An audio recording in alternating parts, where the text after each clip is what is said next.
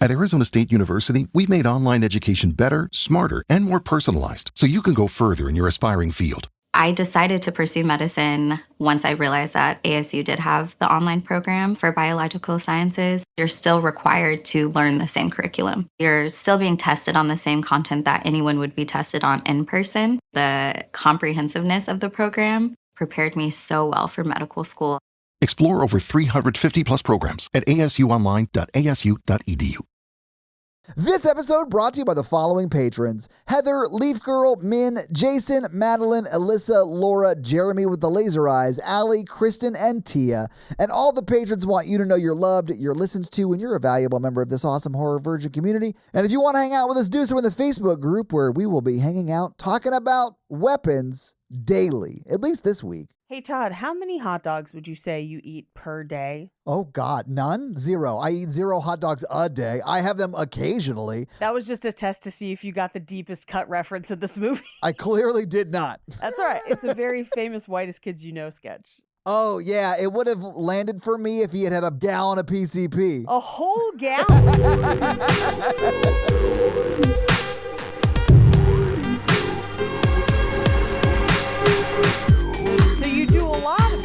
Yeah, I mean, I got the gallon. Hold on, Todd. I got to pour myself from my gallon of PCP. Thank you for tuning to Horror Virgin. I'm Paige. And I'm your Horror Virgin, Todd, which means I don't like scary movies, but you guys make me watch them. And this week we really did, guys. Yes. Because Paige made us watch Weapons. Now, Paige. Yes. I think you saw this in theaters, or you didn't, but you wanted to see it. I can't remember. I did see this in theaters, and then I watched it again today. Man, I bet this was a great watch in theaters. Oh, fucking incredible in theaters. Yeah. It was great. It was also a largely empty theater when I went. The time of day and stuff that I happened to go, there were only maybe 10 of us in the entire theater. Okay. Is that because everyone else stood up, put their arms at like 45-degree angles to the side and ran out? Because that's all I would do. Like anytime I had to get up to go to the bathroom, that's how I would get out. 100%. I would get out and Naruto run to the bathroom and back. No, I went to Five Below and got a bunch of candies and put them in my purse, and nobody checked me when I went in. And so I just had like a candy snack smorgasbord and stayed put until I Naruto ran at the end of the movie. Until someone came in and said, "Ma'am, did you bring your own snacks?" And then Paige got up and Naruto run out of there. No, you can't prove it. Shut up. It's a whole bunch of teenagers there. They couldn't have cared less. It's the middle of the day. But they knew it was you, Paige, because you were trailing 2 perpendicular trails of Reese's Pieces out of your hands as you ran away. Is that bitch leaving Sour Punch straws everywhere? Yes. But in between seeing it in the theaters and watching it today, I deep dived on a bunch of interviews with Zach Krieger and a bunch of other think pieces on the movie. Okay. There's a lot going on.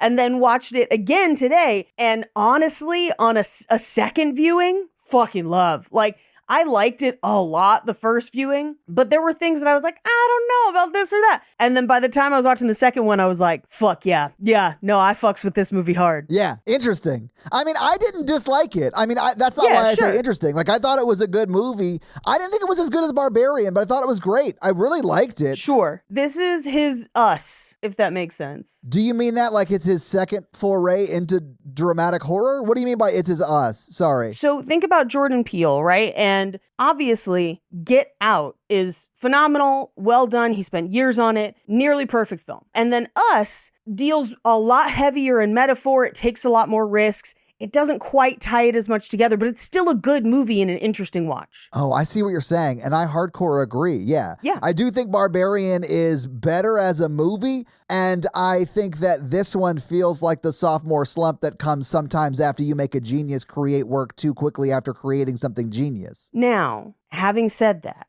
I want to tell you some things that I learned in between my first and second watch that may not change your opinion. I still have some opinions about this movie, but may bring some insight if you're willing. Or do you want to continue with first thoughts and learn it after? Yeah, let's save it. Okay. Because I think it'll be interesting. Because listen, this is the first time I've seen it. I literally have had no time to process it. I finished watching it 30 minutes ago. And I think it'll be cool to have both my like, oh my God, what the hell did I just watch perception of it? And your like, you went through that journey already and you discovered what the hell you just watched and then you watched it again. So I think it'll be a good dichotomy. But full disclosure, this movie was $19.99 to rent or $24.99 to buy. So I bought it. Same. Because why not? And glad I did. I'll definitely watch it again, but this movie scared the shit out of me multiple times. Knew it would when I saw it in theaters. Yeah, it's scary, It's real scary. But man, outside of that, I didn't really hate where it was, I think, trying to go. It just doesn't ever get anywhere. Sure. And it's frustrating. I had similar feelings after seeing it the first time. I can absolve some of that for you after this, but go ahead. Yeah, so, okay, that's fair. And I get that Donnie Darko is good after you found that blog online that explained it. But if you need the blog online to explain your movie, it's not a good movie. It's like a good experience that you can share with your friends, and that's fun. But a movie's job is to tell you a story. And if it's not doing that in a good way, then what are we doing? Although I will say that about Donnie Darko, but not necessarily about this one, because this movie does have like a cohesive story with a through line all the way through it, unlike Donnie Darko. But this one, like, what I mean is more thematically, like there is no one thing that is causing the bad or whatever. You know, it's all like a hodgepodge of stuff, which whatever, okay. Great. Maybe decide on what you want your movie to be about and then make your movie. But whatever. Like, it's fine. And I do think, listen, it's a beautiful movie. It really is. It's really shot well done. beautifully. I do love it. It's so fucking creepy. They shoot so much outside in the wide from far away where you can like barely see what's happening. And it's just like a cop gesturingly in the night. And you're like, what is happening? Why would you ever go in that house? Ever? It's terrifying. I think the cinematography is beautiful. Yeah, it's so good. Incredible job. But so is Barbarian. Like, I don't know if it's the same team as for Barbarian. I know it's the same writer-director. And typically they do stick with the same sort of team behind them when they make something great like Barbarian. So I wouldn't be surprised. But I have done no research on that. But they are both beautiful. Yeah. Yeah. I have never not laughed when a woman says, "Suck my dick." It's so funny. It's the best. There's some great laugh lines in this movie. Like, this movie got laughs in theaters. Dude, part of this movie's a comedy, and I will go to my grave thinking that part of this movie is a straight up hardcore comedy. Yeah. When she is running at the end from the kids who were just screaming, and then they like rip her apart, and then stand there catatonic with the realization that they're never going to be able to afford the therapy they're going to need in this economy. Yeah, right? Because they literally have the memory in their brain of them ripping Gladys apart. Yeah. And that's very sad. But there are some like crazy funny moments in this movie. Yeah. But it's not a very funny movie. Although I do think it's like, I don't know, maybe it's not even horror page, because like everyone was like, oh, it's like scary or whatever. But all I saw was like a feel-good film about an aunt who loved her nephew so much she'd stop at nothing to plan a sleepover for him. Yeah. Like, he was getting bullied at school, and now kids are running to his front door page. Right. Who's the real villain? Yeah. By the time his birthday comes around, everyone's coming because they're already there. Yeah, because they live in the basement being fed Campbell's soup. Yeah. There's so much in this movie that is strange. Yes. The strangest thing, I think, was when the cops bribed Alex, to get him to talk about what happened to the other 17 kids in class. They used Coke, Paige. They bribed him with Coke. Just a giant pile, and he's like, are you cutting this with baby powder? I can tell. No, they got it from the machine at the station. It gives it out. That machine, it's called the evidence locker, Paige. It was cocaine. No, I'm just joking. I just thought it was funny that they're like to a child, a soda might be kind of like a drug bribe. And I thought that was very funny. Hey, man, what are you, Mormon? I got some caffeine, dog. You want some caffeine? Tell me what happened to those kids. Let me tell you, the last time I was in a police station was on my 27th birthday. And they brought me a warm Coke Zero and a melty Twix. So I feel like that's the most authentic police station experience. If you out there are wondering, hey, a Twix has a breaded outer, like shell. How do you melt that? It has a breaded inner. Wait, Twix? Yeah. Oh, shit. I was thinking something else. I was like, I don't know what it is, but now I'm curious. What's the What's the Twinkies? I was thinking Twinkies. Twinkies. Oh, okay. Yeah. My bad. I was wrong. Maybe just cut all this, babe, because that's real embarrassing. I don't know. My candies. Leave it. No! Cut it. Oh, man. Also, Paige, are people sleeping through haircuts? Like, I don't know that you could sleep through a haircut. Like, if I was even drowsy at my barber, I would wake up with bangs worse than Gladys in this movie. And 2 people sleep through various haircuts in this movie. Well, I would argue one of them is passed out drunk, at least. Okay. How is that? I don't know. I've never been passed out drunk, so I don't know functionally how that's different from just being asleep. I'm so sorry. Dead to the fucking world. Okay. Dude, nothing would wake you. Okay, that's fair. Yeah, nothing. Yeah. Especially, she's just like been mainlining vodka out of a big gulp cup. She's not waking up until hours later. That's why when you see in movies and people have like drawn on people's faces when they pass out drunk, it's because dead to the world, man. Like, yeah. That's also why you have to make sure people don't like, fall asleep in a way that they could like aspirate their own vomit. It's pretty dangerous. But I would say it depends on your hair. Because I have pretty long hair. It's kind of everywhere. And if someone came up and took like 3 inches off just like the bottom, I might not notice. Even just regular sleep. But your hair's very close to your head, which means you're probably going to feel it more. I definitely am. And guess what length hair Justine has? Yes. It's about as long as mine. But vodka. Oh, that's right. She is the one who's passed out drunk. Right. She's the one who's passed out. Yeah. Yeah. In the world's worst stakeout, which is saying something when there are 2 terrible stakeouts in this movie. Yeah. Both her and Josh Brolin stake out various houses literally just right outside. Like just, right. Hey, I'm going to sit here until somebody does something. Yes. And it's blatant. Like, they're the worst stakeouts I've ever seen in my life. And something that I love about the bad stakeouts and a lot of the way that people react to things in this movie is that everyone is imperfect. They're very real people. I agree with that completely, yeah. And they make mistakes real people would make. Yeah. Yeah. For the most part, everyone makes decisions that most regular people would make. And I always appreciate that. I felt the same about Barbarian, to be honest with you. Yeah, I agree. Yeah. Where there is a point where you're like, don't go in there. But like, they are suspicious in all the ways normal people would be suspicious. Oh, and the teacher and a parent of one of the students that's missing and the teacher for that class solving the case. Like, I understood why they were there, man. At the end of that movie, I get it. Especially Josh Brolin. Like, I get why he was like, nope, we're getting to the bottom of this. I gotta figure this out. Oh, yeah. I get it. His story is the one that I have kind of mulled over a lot after reading some of the interviews and stuff, because it's one that I think doesn't immediately naturally fit with the other themes. But once you kind of dig back into it, you're like, okay, I can see how what I initially perceived as one thing is maybe something else. Interesting. Yeah. Yeah, I don't know, man. Well, I mean... Do you want me to dig into it? No, not really. I don't want you to yet. I'm kind of excited to talk about it from the perspective of like only just seeing it. Because honestly, I'll be completely honest with you. I think like visually it's stunning. It's the kind of like stunning that makes you feel like you would dressed up. Yes. If you would dressed better to go to the movies. Like you had been like, oh man, I should not have watched this in a t-shirt. Yes. Like it's that kind of classy, well done kind of shit. And I feel like Zach Krieger wanted us to walk away with like our own interpretation of the movie. Exactly. Like, I don't feel 100%. like he wanted to like tell you what the theme was. He wanted you to drive home crying in your car while you solve it for yourself. Yes. And I respect that. Like, I think that's cool as shit. I honestly think that might be harder than actually telling you the story that has like a strong point of view, right? Whether you agree with it or not, I feel like it's easier to tell those stories. But because of that, because it didn't have one of those, it felt like it was like, it wasn't one big idea. It was like a sampler platter of like, I don't know, what is like modern anxiety? Like alcoholism is the monster, or school shootings are the monster, or grief is the monster.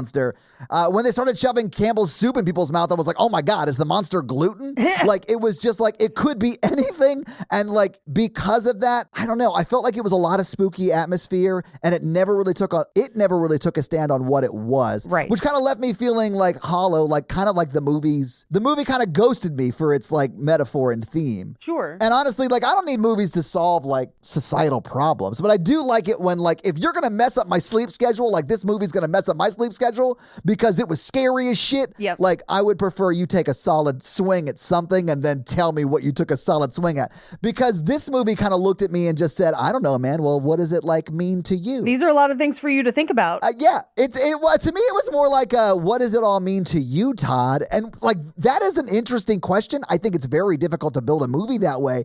I just don't think I'm ready to look that deep, Zach. Like, get up off my brain about it.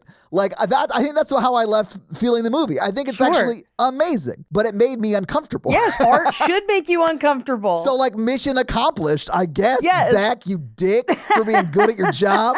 Wow. I mean, I'll say that I came away with it, even after doing all my research and interviews or whatever, feeling definitively more one way than another about it. And then I have a friend who feels the other way. Yeah. And you could justify both. Yeah, fully. And accurately break the movie down, and either would be correct. Yes. Which is fascinating. It's super interesting. Yeah. That it is fascinating to do that in a movie. Yeah. Well, I was saying all that. I felt like you were sort of saying that that's kind of what he was saying, or that's what he was going for. Is that what he was going for? To a degree, yes. Okay. That definitely came through for me. Yes. He ascribes to the David Lynch School of Filmmaking, which is, I'm not going to tell you how to experience my art. Yeah. You experience it the way you experience it, and you come away with it. Another aspect of this is he does not adhere to a traditional outlining and writing process. That is clear in this movie, which leads to a little bit of pacing issues, but I honestly didn't mind it because the balls it takes to vignette every character that is the main character in this movie,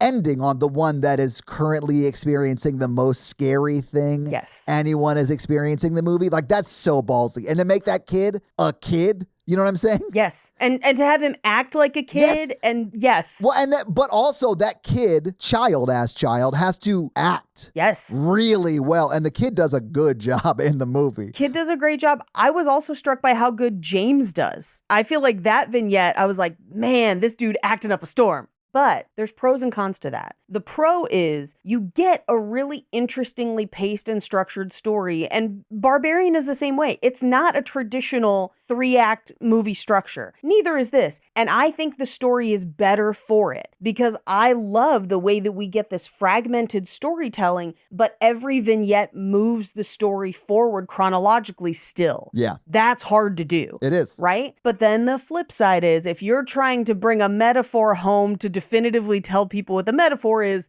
it ain't gonna happen if you didn't plan it out beforehand. Now, again, he wants you to take what your own metaphor is. I had conflicting feelings about this when I first saw the movie because I was like, I want to see this 5 script drafts from now, is what I came away feeling. Of like, this is so close, this is so interesting. I want the metaphor tied up, just like you did. And then I went and listened to a bunch of interviews I read about it. And there's a few things I want to tell you that may impact this as it's on your mind grapes later tonight. I don't expect you to immediately be like, aha, in the episode, but like to think about later and to ponder on a second viewing. And for those of you who saw this in theaters, ponder these things for a second viewing. Number 1, he was writing this as he was processing Trevor Moore's death. Yeah. If you're not familiar with Zach Krieger's previous work on Whitest Kids, you know, one of his creative partners, Trevor Moore, passed away in 2021 after falling from a balcony to his death. And then it was later found out that alcohol probably played a factor in that death. So I think that's where you're getting a lot of themes of addiction. Now, also, if you listen to some interviews with Zach Krieger, he will talk about specifically Alex's vignette, which is the one with Gladys. That's the kid one. Yeah. And he has said that Gladys represents his father's alcoholism in their home. Yeah. So, I mean, I get that. Which you can get on your own, right? I kind of felt that way. Yeah. But having him specifically say that, for me, that then becomes the connective tissue of, and this is kind of, so my friend's interpretation was, this is a movie about how trauma spins out and impacts an entire community, and it affects everyone differently, and it is uncontrollable to a degree. They're right. All right. Now tell me what you saw, because you're also right. Right. And that's kind of my point, but I do want to know what you saw. Yeah. I think almost every vignette deals with themes of addiction in a different way. Interesting. Okay. Yeah, I could see that. And that addiction looms heavy over this movie. And the only one that doesn't quite fit for me is the Josh Brolin one, unless you interpret addiction as A, his passion for finding his son, or B, his commitment to masculinity that stopped him from engaging with his son in a loving way, even though he did love his son. So those are aspects of it. Now, a lot of people want to talk about school shootings with this movie. I don't think you're wrong to do that. I think this movie uses a framework. It's definitely there. It is definitely on the screen. There's an AR-15 floating above their house in Josh Brolin's dream. Like, it's in the movie. We'll talk about that because Zach Krieger has said in interviews, that was all on accident. I wasn't trying to say anything about school shootings. But here's where I think he isn't saying it's school shootings, but... He's not saying it's anything. That's the point. Right. He's playing on societal tropes, and because we Americans are watching this, we are automatically going to put school shootings on it because that's us, man. That's what we feel. And this could be any sort of thing that impacts a town and steals a whole class, right? Just like Jennifer's Body, where all the kids are dying and they don't know how, and it's Jennifer, but they're having like vigils, all of that. Yeah. It's that framework. Rewatching it, I think the AK-47, although I do think it strongly makes people think that there's a lot of school shooting metaphor in this movie, and I don't think they're wrong to do so. I think that also belongs in this soup. This Campbell's soup. Yes. I think it is actually more to indicate directionality and the idea that the children are heat-seeking missiles, which is how he then finds stuff. I think it's difficult to use that kind of a visual metaphor and not evoke school shootings. But I think it's fine to have school shootings as a metaphor in this Campbell's soup of metaphors. I don't think it is out of place, even if it wasn't directly intentional for that. Right. But yeah, think about all those things as we then talk about this. Oddly enough, even with the metaphors and everything and you having to kind of sit with it, very enjoyable movie, especially on a second watch. Highly recommend a second watch for this one. I mean, I definitely will. I want to see what I see the second time. Yeah. Obviously, because the first time you're like, and I'm taking notes and stuff, so it's like hard. So I'm like pausing it and then writing a note and then, starting it again. And that kind of like breaks at the pacing some.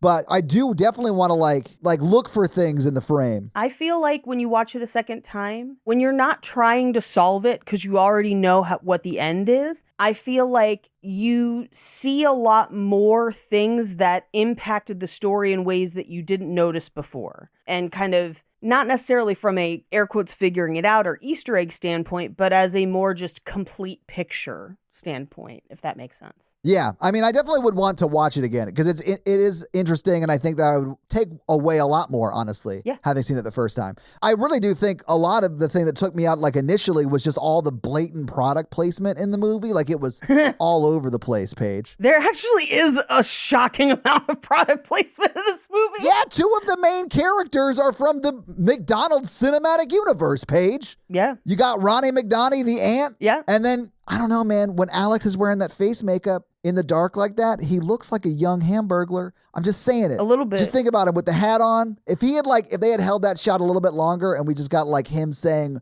"Robble Robble" for the first time, Paige. Right. It's a Hamburglar origin story. I thought it was very weird that Grimace was living in the homeless encampment. But, I mean, that's what I'm talking about. Layers. You got to rewatch this movie a couple times. That's why Ronnie McDonald was there, Paige. I know. By the way, you mentioned the guy who played the addict who lived in the homeless camp. His name was James in the movie. Yes. That dude did crush it. Yes. He did an amazing job. Yeah. I think everyone who has their own vignette, most of which are people we've seen before, like, they're like character actors you like know and love. Right. Nail it. But like people like James, people like Alex, you don't know who those people are because they're not big actors, they're younger actors, but they both do a great job. I feel like James does a great job of not overplaying it. Yes. Where his portrayal, although definitely a source of comedy in the movie, is played very straight, and the comedy is the circumstances around him. Yeah. And if you live in any sort of place that has a substance abuse issue of that type,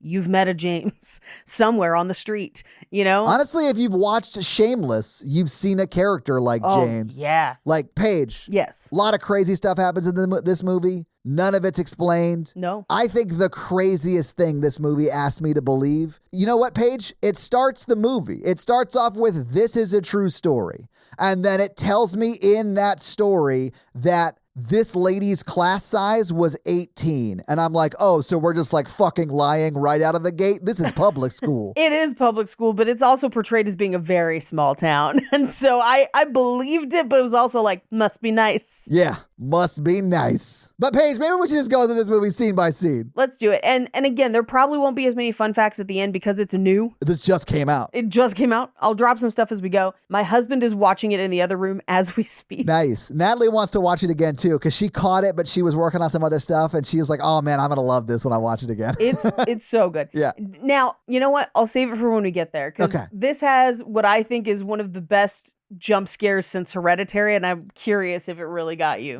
Okay, it's got to be when she lays back down in bed. Oh, no, that's a great one. That is also a great one. I almost shit my pants, Paige. I lost my fucking mind. I'm terrified to lay my head down tonight. I'm not even joking. Like, that scared the hell out of me. It's such a great jump scare. In the theater, I just went, fuck. Todd's going to hate this.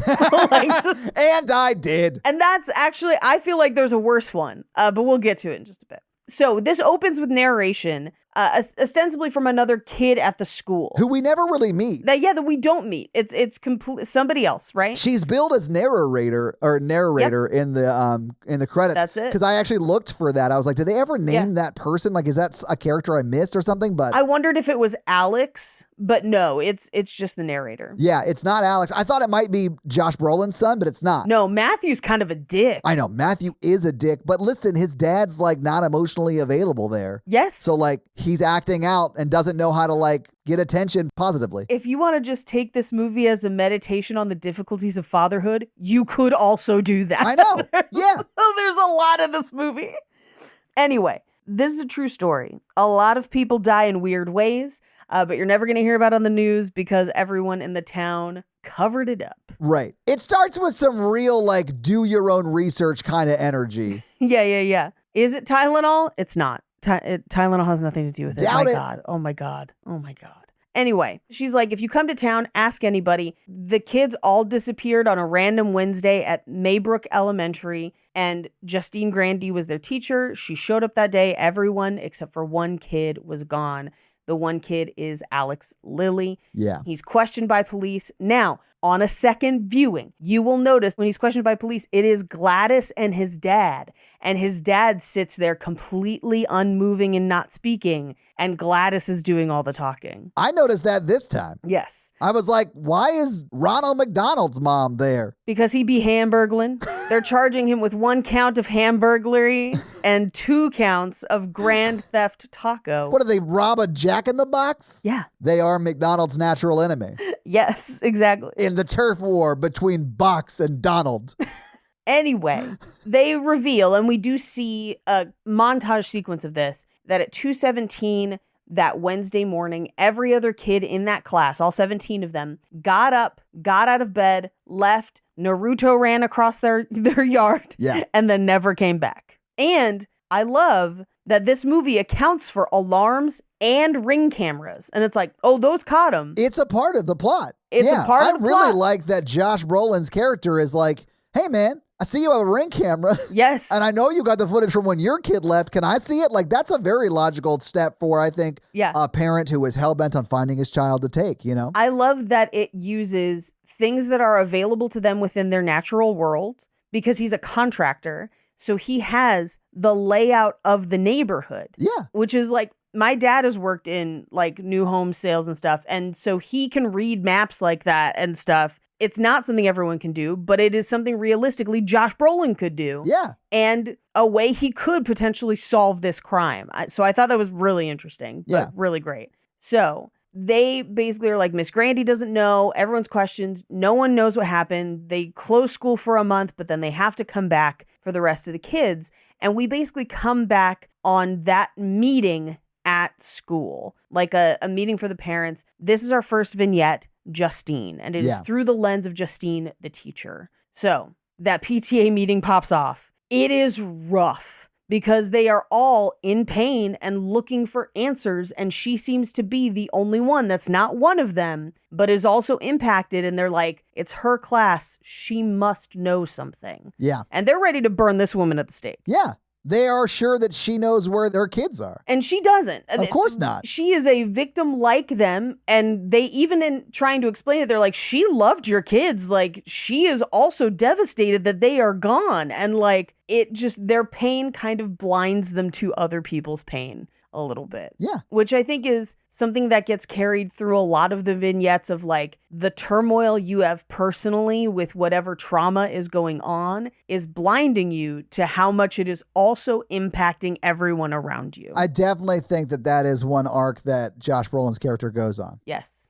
Anyway, the meeting goes south almost immediately. And the principal, played by Benedict Wong, has to basically escort her to her car. And he's like, hey, go right home and lay low, unless there's somewhere else you can stay. Like, right. It might get weird tonight. Maybe don't go home. Yeah, I wouldn't want to go home either. Like, I wouldn't. I mean, I understand that she may not be able to afford to go to a hotel or maybe not have someone close that she can stay with. So, like, I get it. But she doesn't go right home either. She goes right to the liquor store. Right to the liquor store. It's been that kind of night. It's one of those things where you will find out that she has a troubling relationship with alcohol in general. But I would not blame somebody in her position. I'd probably be drinking. Like, I'd be doing something. I get it. Because her world is on fire and she has no answers, just like everybody else. But everyone is blaming her. What do you do? So she gets 2 bottles of vodka. I mean, if she wasn't a pretty white woman, she might be dead. 100%. Like, that's kind of how much the town is 100%. looking at her and suspecting her. And like, I get why she's so scared. I would be terrified. If the events of the following 2 days did not happen, she would probably still be dead. Like, someone would eventually come for her. But she grabs 2 bottles of vodka. On her way home or back to her car, she gets a phone call from no caller ID, and it's somebody breathing and is like, you better watch your back. Yeah. Now, here's something crazy. It sounds on a second viewing like the voice on the phone is June Diane Raphael, but there's no reason for her to call her at this point unless she's just stirring the pot. So it may just be that they had her do the recording or it's someone that sounds like her, but it does sound like her. I'm so glad you brought up June in this movie because she is either married to or engaged or dating Paul. Yes. And at one point she says, Paul, you piece of shit. Yes. And I wondered if they just named him Paul so she could deliver that line like she does at home. Maybe, perhaps. I wasn't thinking about that until this viewing because like when I saw it in theaters, I was like, oh shit, that lady mad. And then like it took like 2 seconds for I was like, oh, that's June Diane Raphael. Yeah. Like, oh. Anyway, Justine gets home. She pours herself a vodka soda in what I can only describe as a giant pint glass. Like a plastic one that stays cool too. I was like, oh, it is one of those nights. You know, like when you're going through a lot and you've got some thinking to do? Sure. She's going through a lot and she's got some drinking to do. That's the vibe. That's what's up. Yeah. Yeah. She kind of starts preparing her drink, but she hears people outside and thinks there's someone at the door. Somebody pounds on the door. That scared me too. Very scary Yeah. because again, we just saw that meeting where it's like she could open that door and someone could shoot her immediately. Yeah. Like that could absolutely happen in this world. When she goes outside with the scissors or whatever, I was like, you're an idiot. Stay inside. Yeah. Don't make noise. Like, just like lay low, man. Yeah. I think it's a knife. Could be. But like not one that would do anything. Like if there's don't bring a knife to a gunfight, right? Don't bring a knife to a crazy person fight either, because crazy person's crazy. Right. And they think you killed their kid. Do you think they're not going to kill you? Oh, yeah. That is the part of it is like all of these people think you killed their kid. Yeah. And like that's going to make desperate people do desperate things, right? Which is one of my personal fears. This part of the movie is very scary for me because you're like, yeah. And at this point in the movie, we don't know if she did anything about it. We're still trying to figure out why the kids are gone. So we're like, should I feel bad for her? Should I not? At least for me, I was like, Paige, I never thought it was her because I believe all women. But I also think that she telegraphs it at the end of this short vignette that there's no way it was her. Yes. Because she wants to talk with Alex, but it's not like because she wants to get information from him. It's because she wants to be with somebody who is also a lone survivor, kind of, you know? Yes. And that to me was like, oh man, she just like feels so alone because she's like one of the only ones left. Yes. And so at that moment I was like, oh, she did not have anything to do with it. Yes, and that's after this because she goes outside. There's nobody there, but somebody has painted the word witch on her car. Yes. She goes to school the next day, and this is where she has the meeting with the principal. And again, she wants to talk to Alex because she's like, we're the only ones left. Yeah, that's the scene that I was talking about, right? Yeah. And it's at that point that we really see that she has survivor's guilt. Yes. She does feel guilty, but it's only because she's still alive. And yeah, she's still alive and she doesn't have any answers and she has no way to help people. Yeah. And no way to help Alex. And she did care about the kids. Clearly. But they're obviously not going to let her meet with Alex. Not after the night before. Which I also don't think they should, I understand that decision. But I also, that was the moment I was like, she has issues, she's troubled, but she did not have anything to do with that, Right. And it's one of those things where I think is really interesting in this scene too, where there's a lot of things that she has done out of care that are now under a microscope because of what happened, even though it wasn't her. Oh, yeah. Because she got in trouble for hugging a student that was crying or whatever. She hugged a student. She gave a student a ride home because their parent forgot to pick them up. And then we will later see that she had an issue at a previous school where she was involved with another staff member, which, again, how many people have dated a coworker? How many people have tried to comfort somebody, or whatever? All of these are on their own. She just cares. She's trying to do her best. But now this thing has happened and everything is ascribed a malicious intent. Yeah. So they're not going to let her talk to Alex. She leaves. She goes to the police to try and report the paint on her car. And while she's there, she sees Paul across the way and waves. I am torn, even on a second viewing, as to whether or not her intention was truly to report her car or was to see Paul. Because what we will find out is that her relationship with Paul is not great for a handful of reasons. Yeah. And she has maybe overstepped boundaries there in the past as well, and is about to in the future. I definitely got the vibe from June that this is a recurring problem in their relationship. And not just the cheating, with her specifically. Right. Or that she is just straight up his ex. And there was a will they, won't they go back and forth kind of a thing. Yes. And yeah. So I do think she's his ex because we cut to her at the bar that night. He does show up. He's markedly in the scene not drinking. He's specifically ordering a Coke. He's like, hey, you tend to get a little paranoid and a little maybe overly invested in what's going on. And the drinking doesn't help. It kind of makes you spiral. But then we cut to the next morning and he did stay over and she drives him home and he is hungover. Things did not go as planned the night before. No, he drank. They had sex clearly. Yep. And she woke him up immediately to in the morning, right, to get him out of the house. And on the drive back to his car, she's grilling him about the case. Yes. Not only the case, she also says, what are you doing today? And he's like, well, I have to work. And she's like, oh, all day? They're going to hang out again. And he's like, no, I'm working all day. Don't text me anymore. This was a mistake. Yeah. Basically implying that something like this has happened in the past. She gets very attached and she's like, I'm not going to text you all the time. I learned my lesson. Yeah. So she has had boundary problems with this person. Okay.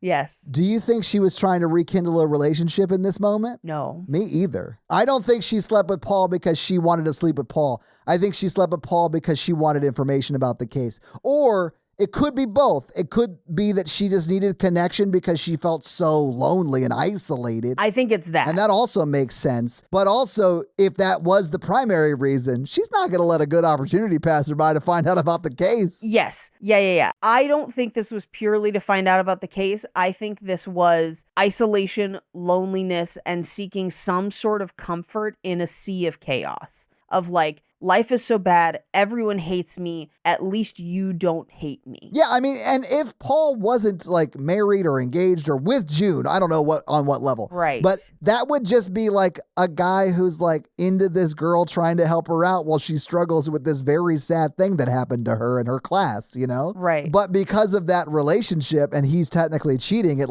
sours the whole thing and you kind of hate both of them a little bit for it. Well, but this is what I meant earlier when I was everyone's a little bit flawed. Yeah. Everyone is a person reacting maybe not in the best way because they're not in the best frame of mind. They're all very real people. Because after this, she drops him off. And this is where she says, suck my dick, which is so funny. I love it, yeah. But she then follows the school bus and follows Alex home and goes to the door, tries to ring the doorbell. The windows are all newspapered over. No one is answering the door when she knocks. She goes around the back and peeks through and thinks she sees his parents inside, sitting on the couch. not moving. It's so scary. It's so scary. It is a very scary cut. Scared the shit out of me, Paige. Yeah. Yes. So she calls the principal, and the principal's like, didn't I fucking tell you not to follow the kid? Like, this information is good information, not from you. Like, I need someone that people don't think is a crazy child kidnapper to give me this information. But we will find out in a later vignette that he does agree to initiate a wellness check process. Yes. We just don't see it in this scene. Yeah. But we will find that out later. We cut to the liquor store again, and we literally, and this shot is so well done. It's so crazy because she walks into the liquor store. We've already followed her through this liquor store once, so we have kind of an idea of the layout. She walks to where the vodka is, and behind her, not quite in focus, we can see someone in a red workout outfit following her with some fucking determination. Yeah. And you're like, oh shit, what is this? What's about to happen? Until red exercise suit is on her, and it is June Diane Raphael who's like, you slept with Paul and you got him drunk. Fuck you, you fucking bitch. She's like pouring vodka all over her. Yeah. Yes. I thought at one second she was going to light her on fire. And then I was like, no, this is June. She's not going to murder anybody. No. You know, what exactly is a street fighter? What does it want? What is its mission? Yeah, what is its mission? Yeah, if you don't know how did this get made, June Diane Raphael is from that podcast. She's also an actress, obviously, but her and her husband Paul Scheer and Jason Mantzoukas do that podcast. And it's like, man, I love all of them. They're so great. So much. Yeah. But we cut to Justine is now home trying to sleep. She has a nightmare. And in the nightmare, she goes to school. It's all kind of dark. She walks into her classroom and all the kids are there, heads down. And then Alex raises his head slowly in the back and he has clown makeup on. And that's scary. So she wakes up, but then she thinks she hears something around the house. She's like looking in the corners, looking down the hallway. There's nothing there. But then she lays back down in bed and looks up at the ceiling. And who is there but Aunt Gladys in one of the best jump scares in years? This is the one that scared the shit out of me, Paige. Like, scared the shit out of me. I mean, the whole thing starts with like a dream about the time she had them play Thumbs Up 7-Up at Creepy Face Paint Day at school. And then Alex cheated by like looking up or whatever. But it ended in that jump scare and I almost lost my mind. You're welcome. It was very scary. I'm curious how high this is going to be on the scary scale for you, because there are some like choice jump scares in this movie. Yeah, there are at least 3 that really got me. Really, it'll be high. It'll be high on the scary scale. Yep. At Arizona State University, we're bringing world-class education from our globally acclaimed faculty to you. Earn your degree from the nation's most innovative university. Online. That's a degree better. Learn more at asuonline.asu.edu.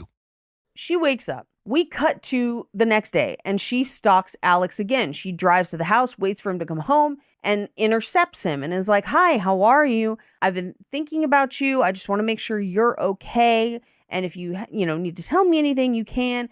And he's like, I have to go. Don't follow me. And he runs into the house. She then rings the doorbell. No response. This is where she begins one of the worst stakeouts in history. It's amazing. She literally sits in front of their house staring at it and like eating and drinking. There's no way she's not also peeing and sleeping in that car. Like she's just like staking out their house right in front of it. They could smell her from their kitchen. Especially because she's literally filling a big gulp cup with vodka. Yeah. And just straight vodka and just drinking it. She ultimately does pass out in the car. And as she's unconscious, the door to the house opens. And what we will assume to be Alex's mom, we haven't met her yet, but that is kind of our assumption. Yeah. Comes out the front door, walking herky-jerky, almost like a puppet, with a giant pair of scissors. It's creepy. Yes. And it's shot so creepy. Man, when she pauses at the window and looks and then moves on, like that pregnant pause of it all, like, and then you hear the car door open,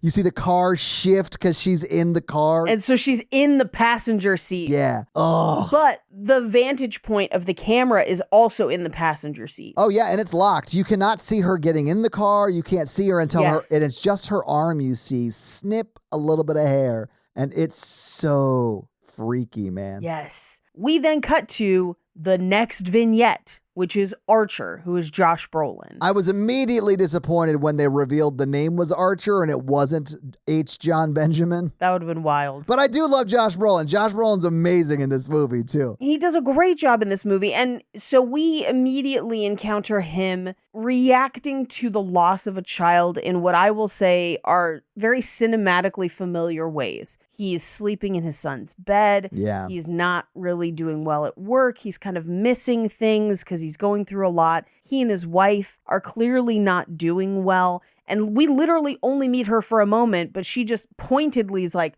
well, I'm going to work. And like leaves, the implication being, are you going to work? Like, we got to go on with our lives, essentially. Yeah. But we follow him to his job where he is a contractor and they've ordered the wrong paint. They haven't ordered the siding. He's just not all there.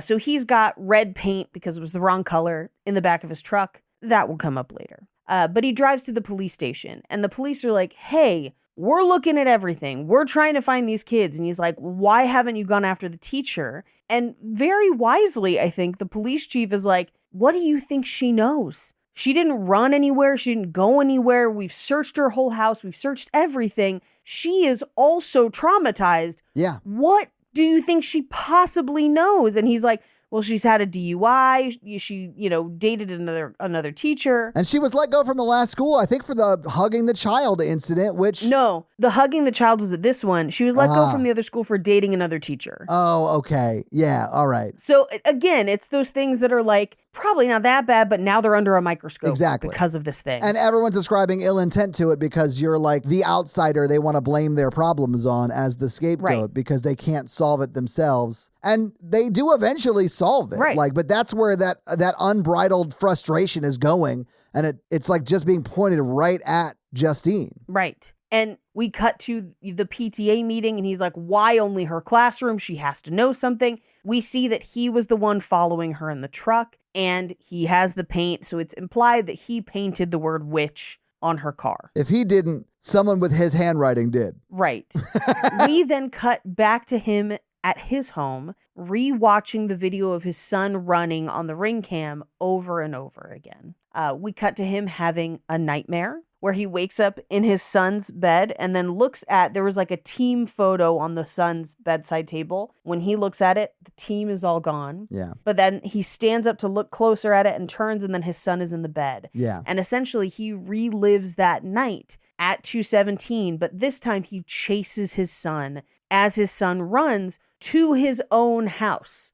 So it's like, I don't know if you remember in the Night House where it's like the same house on the other side of the river. Yeah. Same kind of idea. Yeah. Where he follows the son seems to run into his own house, but above his house, an AR-15 appears that says 2:17, which is the time. Now, on a second viewing, because the first time I was like, wow, they going heavy at the school shooter shit. On a second viewing, I think this actually serves a different purpose because if you watch, the AR-15 turns and points in the direction of the tower. Yeah. Basically implying that these kids are running straight like bullets at a destination. That'll come into play later. It's the 5G making the kids drones. It's the 5G making the kids drones, making the frogs fabulous. Rib beds. So inside the house, because he follows his son inside his house, which is kind of like the upside down version of his house, he finds Matthew, who is now just asleep in his bed. And he's like, where did you go? Please tell me. I'm sorry I didn't tell you that I love you.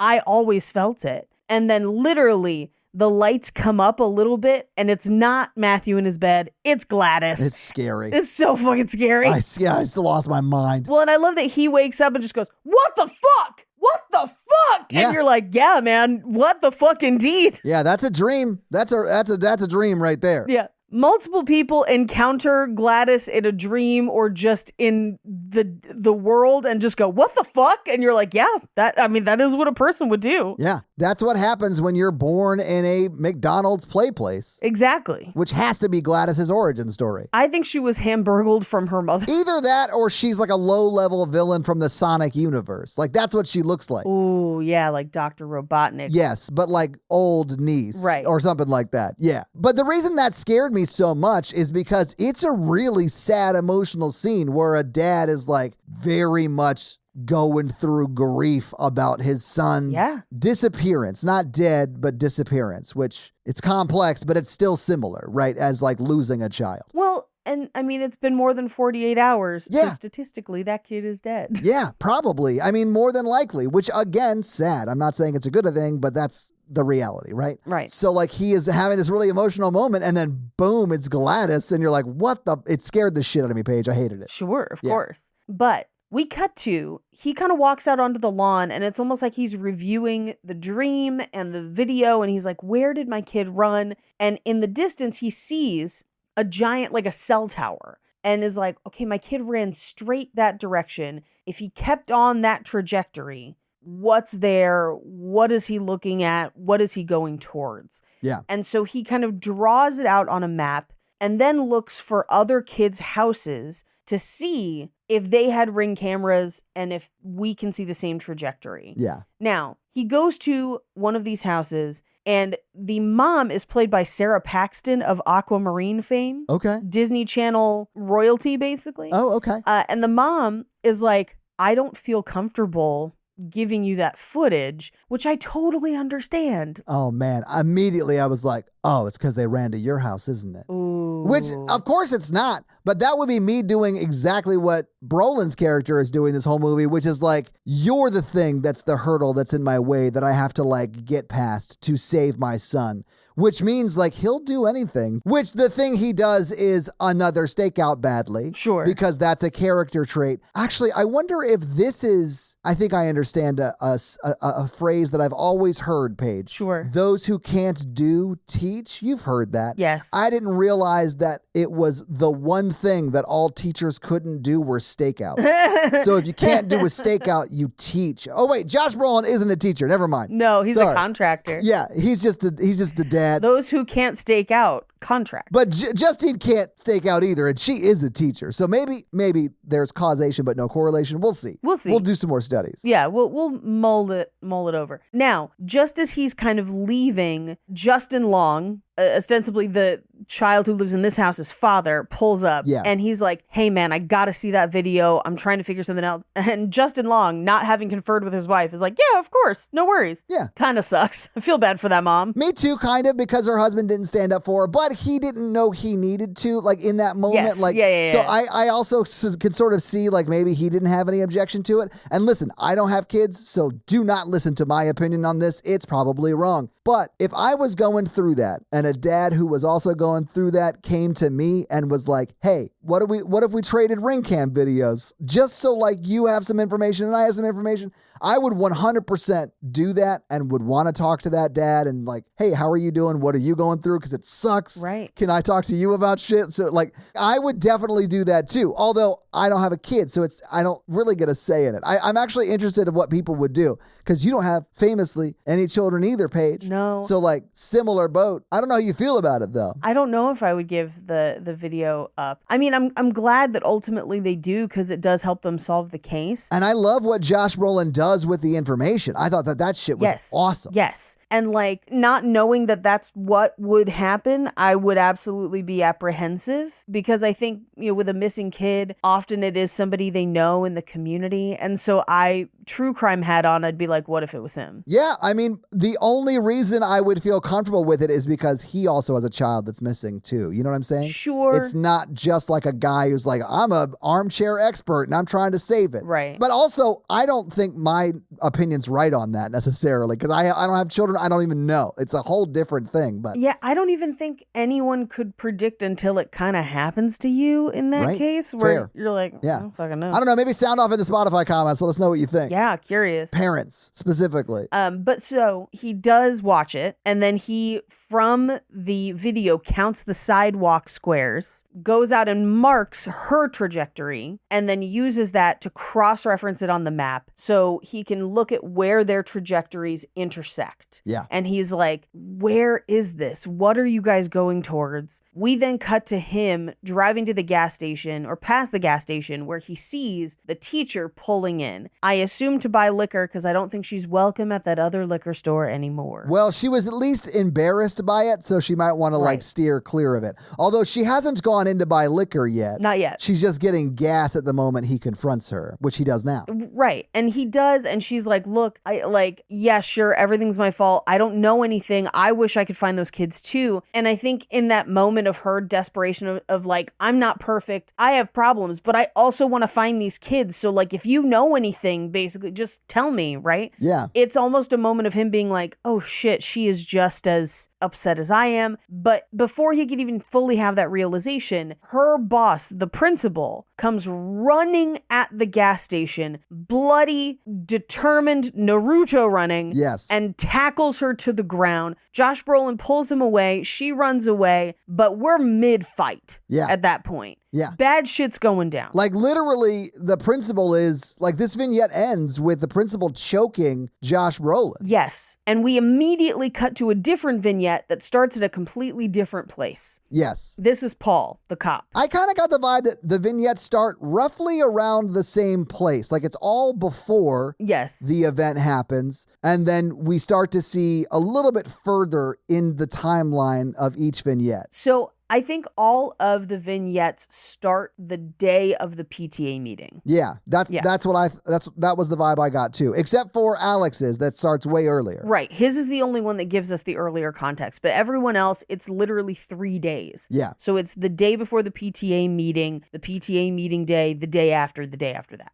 And so Paul, it's basically the day before the PTA meeting or the day of, where we find out that his wife is leaving. I'm going to assume wife. I don't know for sure. Could be girlfriend. But she's going to be gone for 6 nights and 3 days, but she's going to be back in time to ovulate. So they're clearly trying to have a baby. And he doesn't seem enthused. She does. And also because she'll be back in time, they can go to her dad's work anniversary. Her dad is the chief of police. We'll find out. Yeah. Complicated. It's not that complicated. They do some complicated things, right? Or you might say very illegal things. Super. But it makes sense that they do it. It rings true that they would do that, but it doesn't make it not simple what they should have done. Well, no, what they should have done is simple. I mean, complicated in the sense that he's married to his boss's daughter. That makes things nepotism bad no matter how you slice it. Oh, yeah. 100%. Yeah. So we see that same interaction. So the day after the PTA meeting, when she brings her car in to write the report for having witch on the side, she waves at him. And then he goes on with his day. And we see what happens to him between waving at her and then meeting her later at the bar. And that is, he catches somebody in an alley looking like they're breaking into a building. He throws the sirens on, chases that dude down, tackles him. And the guy's like, oh,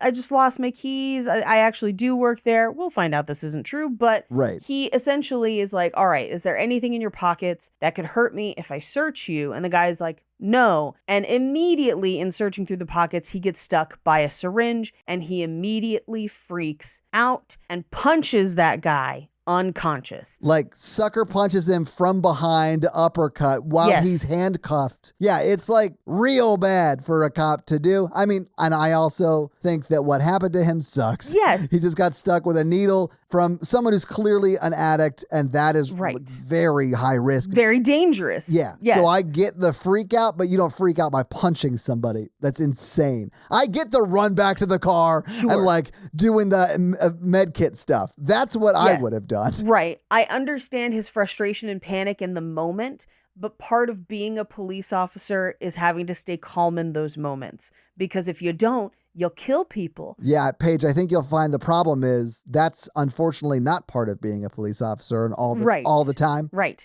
So he sucker punches that guy. That guy's now unconscious. Now, he did that on the hood of the car, which means the dash cam caught all of it. So he goes into the car. He's doing the med kit stuff. He realizes the dash cam is there, unplugs it, but realizes he's going to have to explain this away somehow. Right. So he gets out and he's like, he wakes up the guy and he's like, hey man, how about I just let you go and we never talk about this again and you just don't tell anybody that this happened. If I see you again, different story. But if you just stay out of my way, you can just go on your merry way. And so James, we'll find out as the addict guy, is like, okay, cool, I'm out. Bye. Not great. because he is injured. We will see when we get to his vignette. He is definitively injured from this interaction. It is bad. Oh, yeah. But Paul then goes back to the police station and pulls the police chief aside and is like, hey man, I had to unplug the dash cam, but before I did that, here are some things that happened and I am freaked out and it's bad. And the police chief is like, hey man, if that guy never comes in to file a report, we're going to record over that footage in a couple days anyway and no one will know. But if he comes back in to file a report, you're fucked, essentially. Yeah. And I won't do anything to save you because I can't. Yeah, it's out of his hands at that point. Yeah, it's out of his hands. Not great. No, I mean, his employee said that, hey, I just did something very illegal on the job.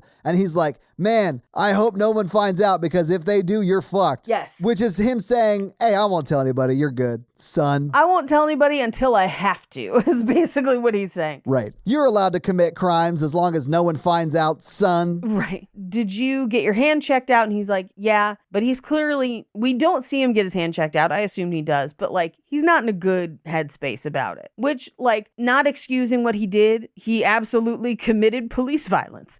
But I understand someone being very worried and anxious after that happens to them because getting stuck is no joke and people do get many diseases that way. Some of them curable, some of them not. And so that is a very scary situation to be in. It's why we should popularize the single use needles that pop back in so people can't get stuck after they've been used. Yeah. Just saying. I know they're more expensive, but they are very effective and keep a lot more people safe. Harm reduction.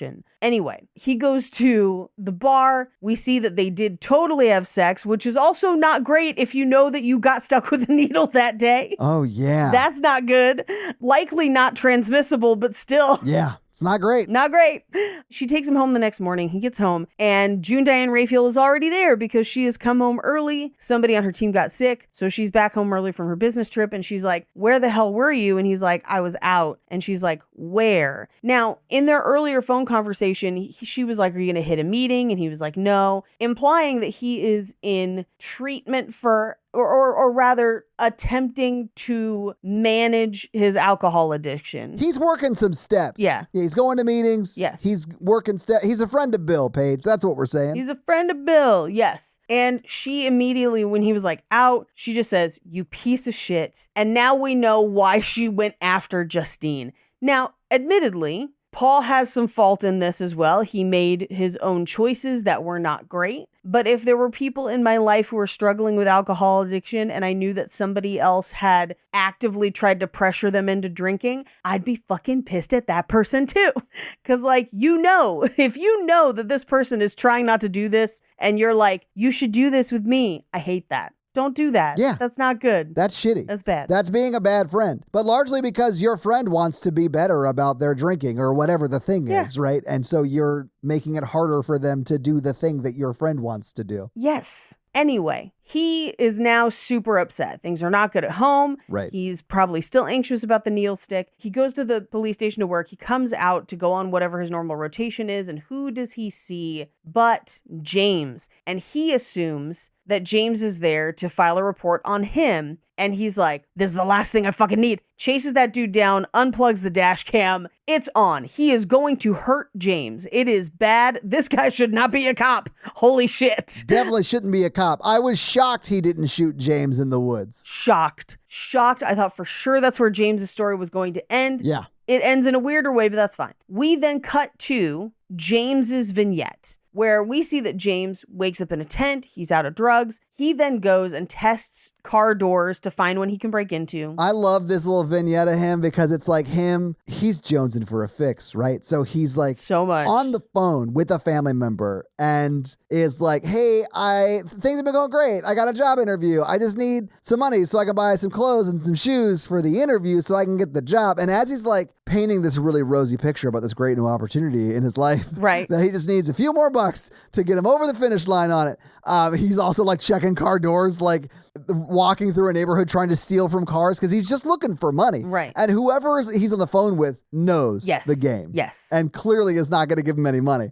And so that goes badly too. And it's just funny of like, he is doing all of the various different stages that an addict goes through to try and like maintain their fix. Right. At the same time. Yes. Like all at once. Yes. He finds one car that's open. He's got like a little kid iPad with kiddie headphones, which are very funny. Yes. That he tries to sell to the pawn shop. They don't want it. He sees the sign for the $50,000 reward for the kids, doesn't really internalize it, but that'll come back up later. Yeah. He can't get any money from it. We then cut to him trying to break into that building, so he did not work there. He did lie to the cop. We cover him being chased down. Then we cover him waking back up from the sucker punch. And he's like, yeah, no, I'll go. But as he walks away, you notice that his face is fucked up. Oh, yeah. Like he got hit hard. The punch looks so real. Like, I don't really fully know how they did it. It's gross. Like, it looks so painful. Yeah, not only that, they did a really good job of like what a realistic black eye looks like. Yeah. Like for the makeup on this, they did a great job. Because it'll look black in like a day or two. This is the day it happened. Right. And it's just like, I've heard them called like shiners. Yeah. It just looks kind of like wet a little bit. Yeah. Because it is like a different coloration to his normal skin tone. And of course, he's like a little sweaty because he's an addict running around trying to rob people. Right.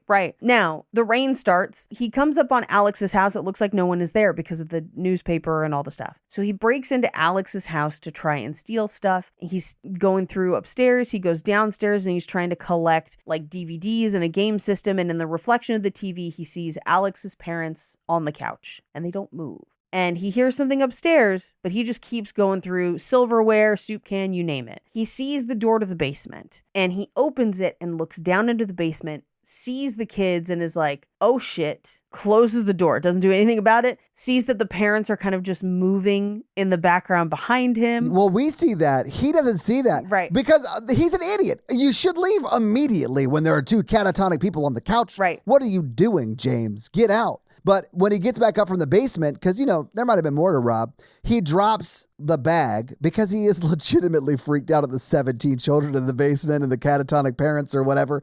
And so he drops the bag and he's like trying to get everything back in the bag. And we have him in like solid focus. But in soft focus, meaning you can't really see them because they're like hazy a little bit, you see two parents stand up in unison on the couch and start to walk towards him. And then, of course, they attack him. It's scary shit, guys. It's very scary shit. It's very scary. He grabs the bag of silverware and makes it out of the house, and they do not follow him out of the house. Right. So we cut to the pawn shop. He sells the silverware. He's again looking at the $50,000 reward, and I think realizing these are the kids I just saw. But the pawn shop guy gives him $100, sends him on his way. He immediately gets high before then trying to call the tip line to report those kids. I love this so much because it's the one time someone who was just like super blitzed on probably meth or whatever he was smoking is calling in with good information to solve the case. Right. And of course they're not going to believe him because he sounds like an addict. Because it sounds like tweaker shit.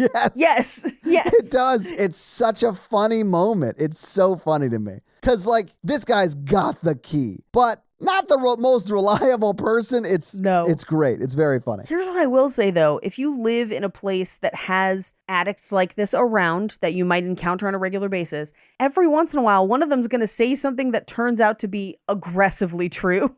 And you didn't believe it at the time because it sounded a little suspect. And that's always an interesting moment. Yeah. For sure. Anyway, I do love that he's like, I don't want to go to the police station. I'm phobic. And you're like, I mean, maybe. I get it. I wouldn't want to go to a police station either. Yeah, right? And honestly, Paige, normal police station, this guy gets pressured into making an admission of guilt. Absolutely. 100%. And ends up in jail forever. Let me tell you something. I ain't got nothing to hide. I ain't done anything. I don't want to go to the police station. And I remember having a conversation with my dad about this one time where I was like, call a lawyer. Yeah. And he was like, but if you didn't do anything wrong, I was like, call a lawyer. It don't matter. It doesn't matter if you did anything wrong. It doesn't matter. At all. Call a lawyer every single time. And then my uncle, who was a police officer for a long time, my dad was like, what do you, and he was like, oh, call a lawyer. Yes. 100%. Like he agreed. Yes. If you don't know, call a lawyer before you talk to the police. By default, that just shows an insane level of privilege that you've grown up with. Sure. Yeah. I mean, or that you've never watched Law and Order. That's how I learned it. Yeah. Call a lawyer.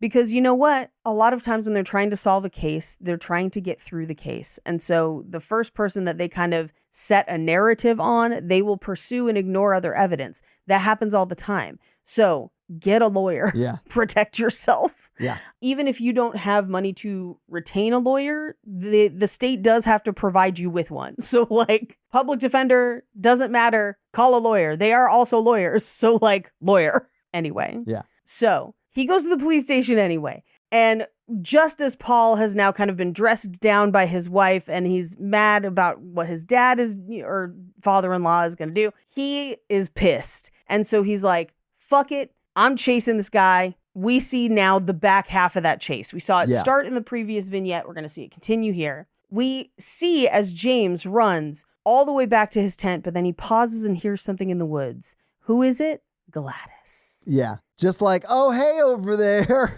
like a fellow camper in this encampment. And so he gets in the tent because he's very scared. And then you hear someone walk over and start opening the tent. And James grabs some hypodermic needles and stabs them right into Paul's cheek. Oh, Paul's having a bad day. Paul's having a bad week, for sure. Yeah. And Paul is ready to shoot him. I also was shocked he did not shoot this man in the woods. I mean, just from the, like, rage and adrenaline alone of being stabbed in the face. And he's got a full shotgun. Yeah. But as the gun is being pointed in his face, James is like, I know where all the kids are. I will take you there. I promise. Paul relents, puts him in the car, but does put him in the back, not the front. Which is why he's still trapped there hours and hours later when he gets dragged out. Exactly. They go to the house, and as he's driving, he's like, hey, do you have AIDS?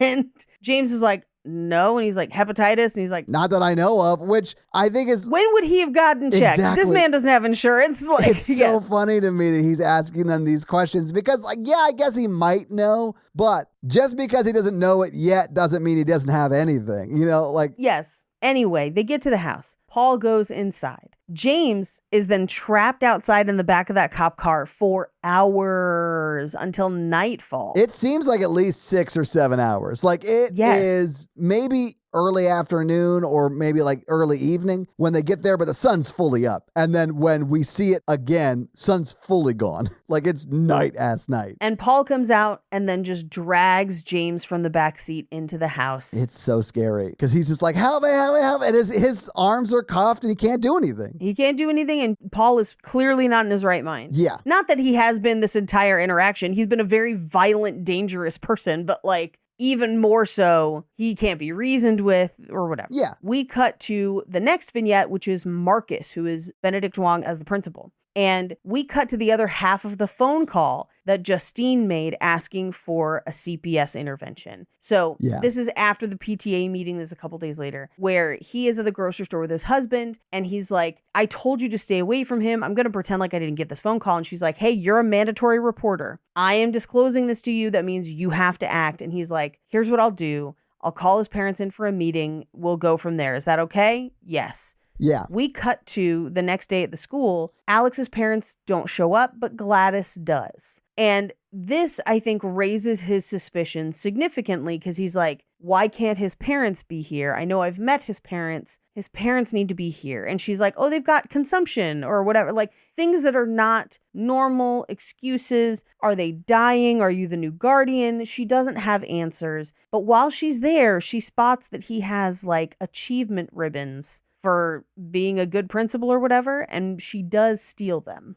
at some point. Yeah, they're like leftover field day ribbons or whatever. Yeah. But of course she doesn't know like what diseases they have, and she makes up like, I don't know, what like a burger salesman / clown might think diseases are. She overshoots it a bit. Yeah. It's a little antiquated, and frankly, I didn't think about Ronald McDonald riding in a covered wagon, but where do you think he got all that cow meat? But she was saying things like he's got the flux or whatever, like the oldest diseases. Yes. So at this point, Marcus, the principal, is like, I could come over and talk to them, but I need to see them. Yeah. I need to see his legal guardians, which is the right thing to do. Yeah, absolutely. It is the fact that he is going to do the right thing that gets him killed. Yes. Well, and his husband. Yes. Honestly, in many of these vignettes, even though these are imperfect people sometimes making bad choices, a lot of the choices that get them killed are choices based out of empathy and trying to help. Yeah. Which I think is very interesting because Gladys is like, who made the complaint? And he's like, I can't say that, but let's coordinate a time for us to all talk because I need to talk to his parents. Yeah. We cut to what I assume is either later that afternoon or the next day, but probably the next afternoon. And this is,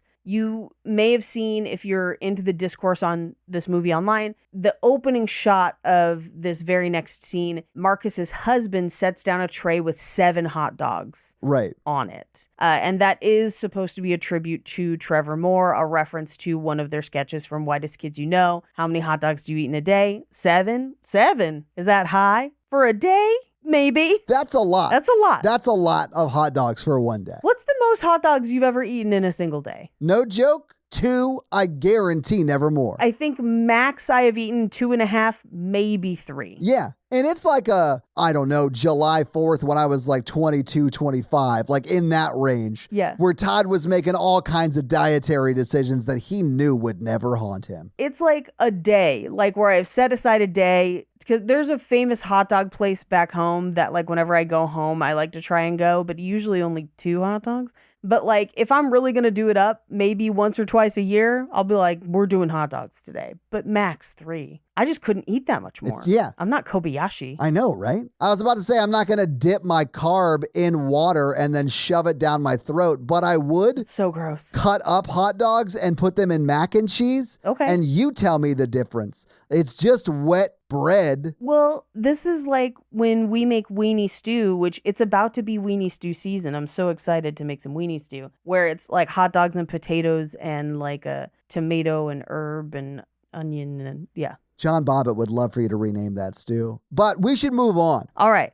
7 hot dogs. But no, they don't have time to eat their 7 hot dogs Or drink their gallon of PCP. or drink their gallon of PCP. A whole gallon. Yeah. Huh. It comes in gallons. But Gladys shows up. And mind you, if this shit happened in my house, I'd be like, I'll close the door and call authorities to help you, but I'm not letting you in my house. But I don't think he has had a chance to tell his husband about how crazy it was in the office. Exactly. I think he has yet to tell that detail about his day because, Yes. you know, some things don't get discussed yet. They probably would have over the hot dogs. Man, at least 3 deep for each of them, right? They'd be splitting that last one like Lady and the Tramp. And then he would have said, hey, if a lady named Gladys who looks like, I don't know, Ronald McDonald's ancient great-grandmother shows up, don't let her in the house. Don't let her in the house. Vampire rules. Yes. Take the welcome mat out. Take it out. And I do think if they had not welcomed her in, she wouldn't be able to come in. Vampire rules. That's just personal headcanon for me for this movie. By design, Zach doesn't want you to know that definitively. So, yeah, it could be, sure. No, you have to choose it for yourself. It's Choose Your Own Adventure, the horror story. But so Marcus's husband is like, why are you being mean to this old lady? We'll bring her in. Let's get her some water. She's like coughing. She's not doing well. They bring her to the kitchen and Marcus is like, we gotta get rid of this lady. We can't have her in here. But his husband is trying to be a good host. Yeah. And so she's like, can I get some water in a bowl specifically? They get her a bowl of water. She immediately starts unpacking her bag full of spell shit. Yes, Paige. The second someone says, when I'm like, oh, you want a glass of water? I'll get you a glass. Get her a glass. They say, no, a bowl. I would be like, get the fuck out. No. Get the fuck out. What are you, my dog? Get out. No, I'm not here for your nonsense today. When she pulled out a thorny twig, I'd have shot her. Like, there's no way it's not witchcraft. Like, what? No. If y'all are on TikTok and you follow Tobin Mitnick, who is specifically a TikToker who loves trees and bonsai trees in particular, he did a TikTok on this movie and what kind of small tree he thinks it is. And he thinks it's black holly, which is like specifically tied to medicinal or magical properties, which is very interesting. Oh, it's the spookiest of hollies for sure. Of course. It's black holly. It's black holly with thorns. Oh, the newest model with thorns. She has his ribbons wrapped around it. And Marcus says, aren't those my ribbons? And then she uses a thorn to cut her hand. And she's like, oh, I don't need first aid. Just give me a rag. But as they're kind of scattered, trying to deal with her now bloody hand in their kitchen, she essentially takes some of his husband's hair, Like cuts it off of his head. cuts it off his head, puts it on the stick and breaks it, then rings the bell, causing Marcus to attack and kill his husband with his bare hands. Yeah, literally smashing his forehead into his husband's face until it's mush. Right, after barfing a bunch of Jennifer's body black stuff all over him. Paige, why did that have to happen? Because I was like, oh my God. And then I was like, because it's gross. It's gross. Yeah. As soon as his husband is dead, she then wraps Justine's hair around and breaks the twig again, sending him Naruto running toward Justine. Right. Like a homing missile. Paige. Yes. Maybe him throwing up and having this reaction to the hot dogs is the movie saying that gluten is also the monster. Found it. We got there. We can move on. Nailed it. I want to point out that as he is Naruto running towards Justine, right, she is driving. Right. Which means at any point he would be like shifting his trajectory. Yes. And we see him running straight. Yes. So we know it's not doing that. And that to me is, if you want them to be like a homing missile, you have to actually treat them like a homing missile.